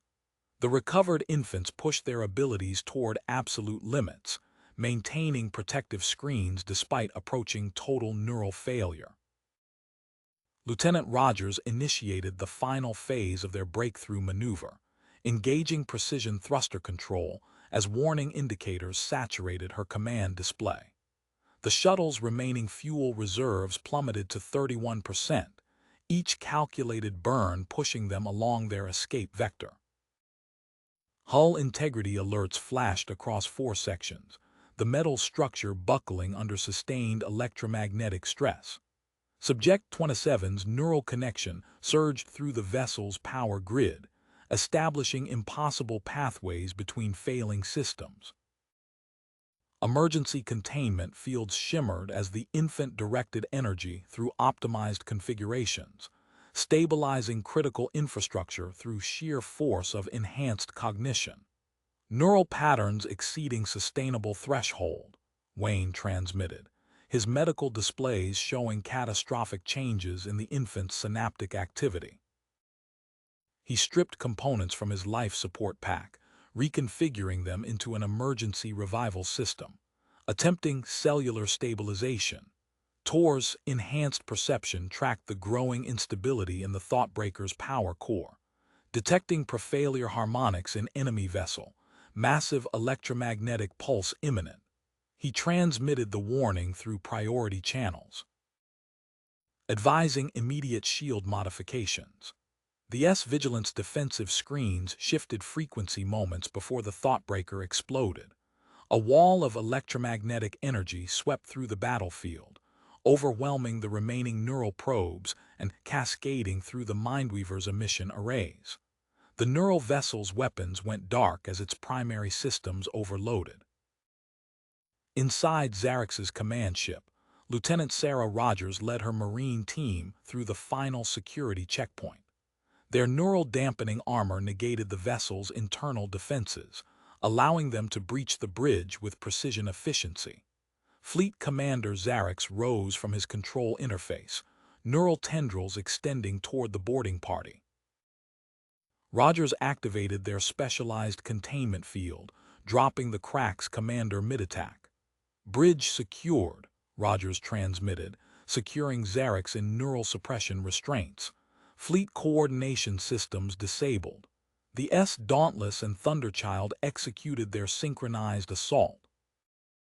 Precision fire struck vulnerable points across the remaining Crack's vessels, exploiting systems weakened by the electromagnetic pulse.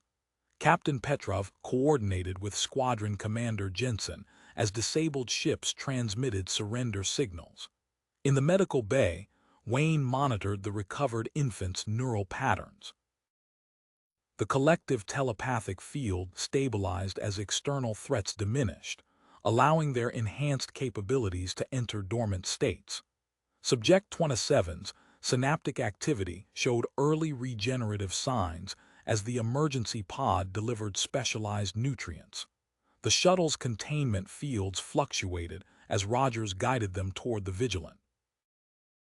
Emergency power reserves dropped into single digits while structural integrity warnings covered 90% of the command display.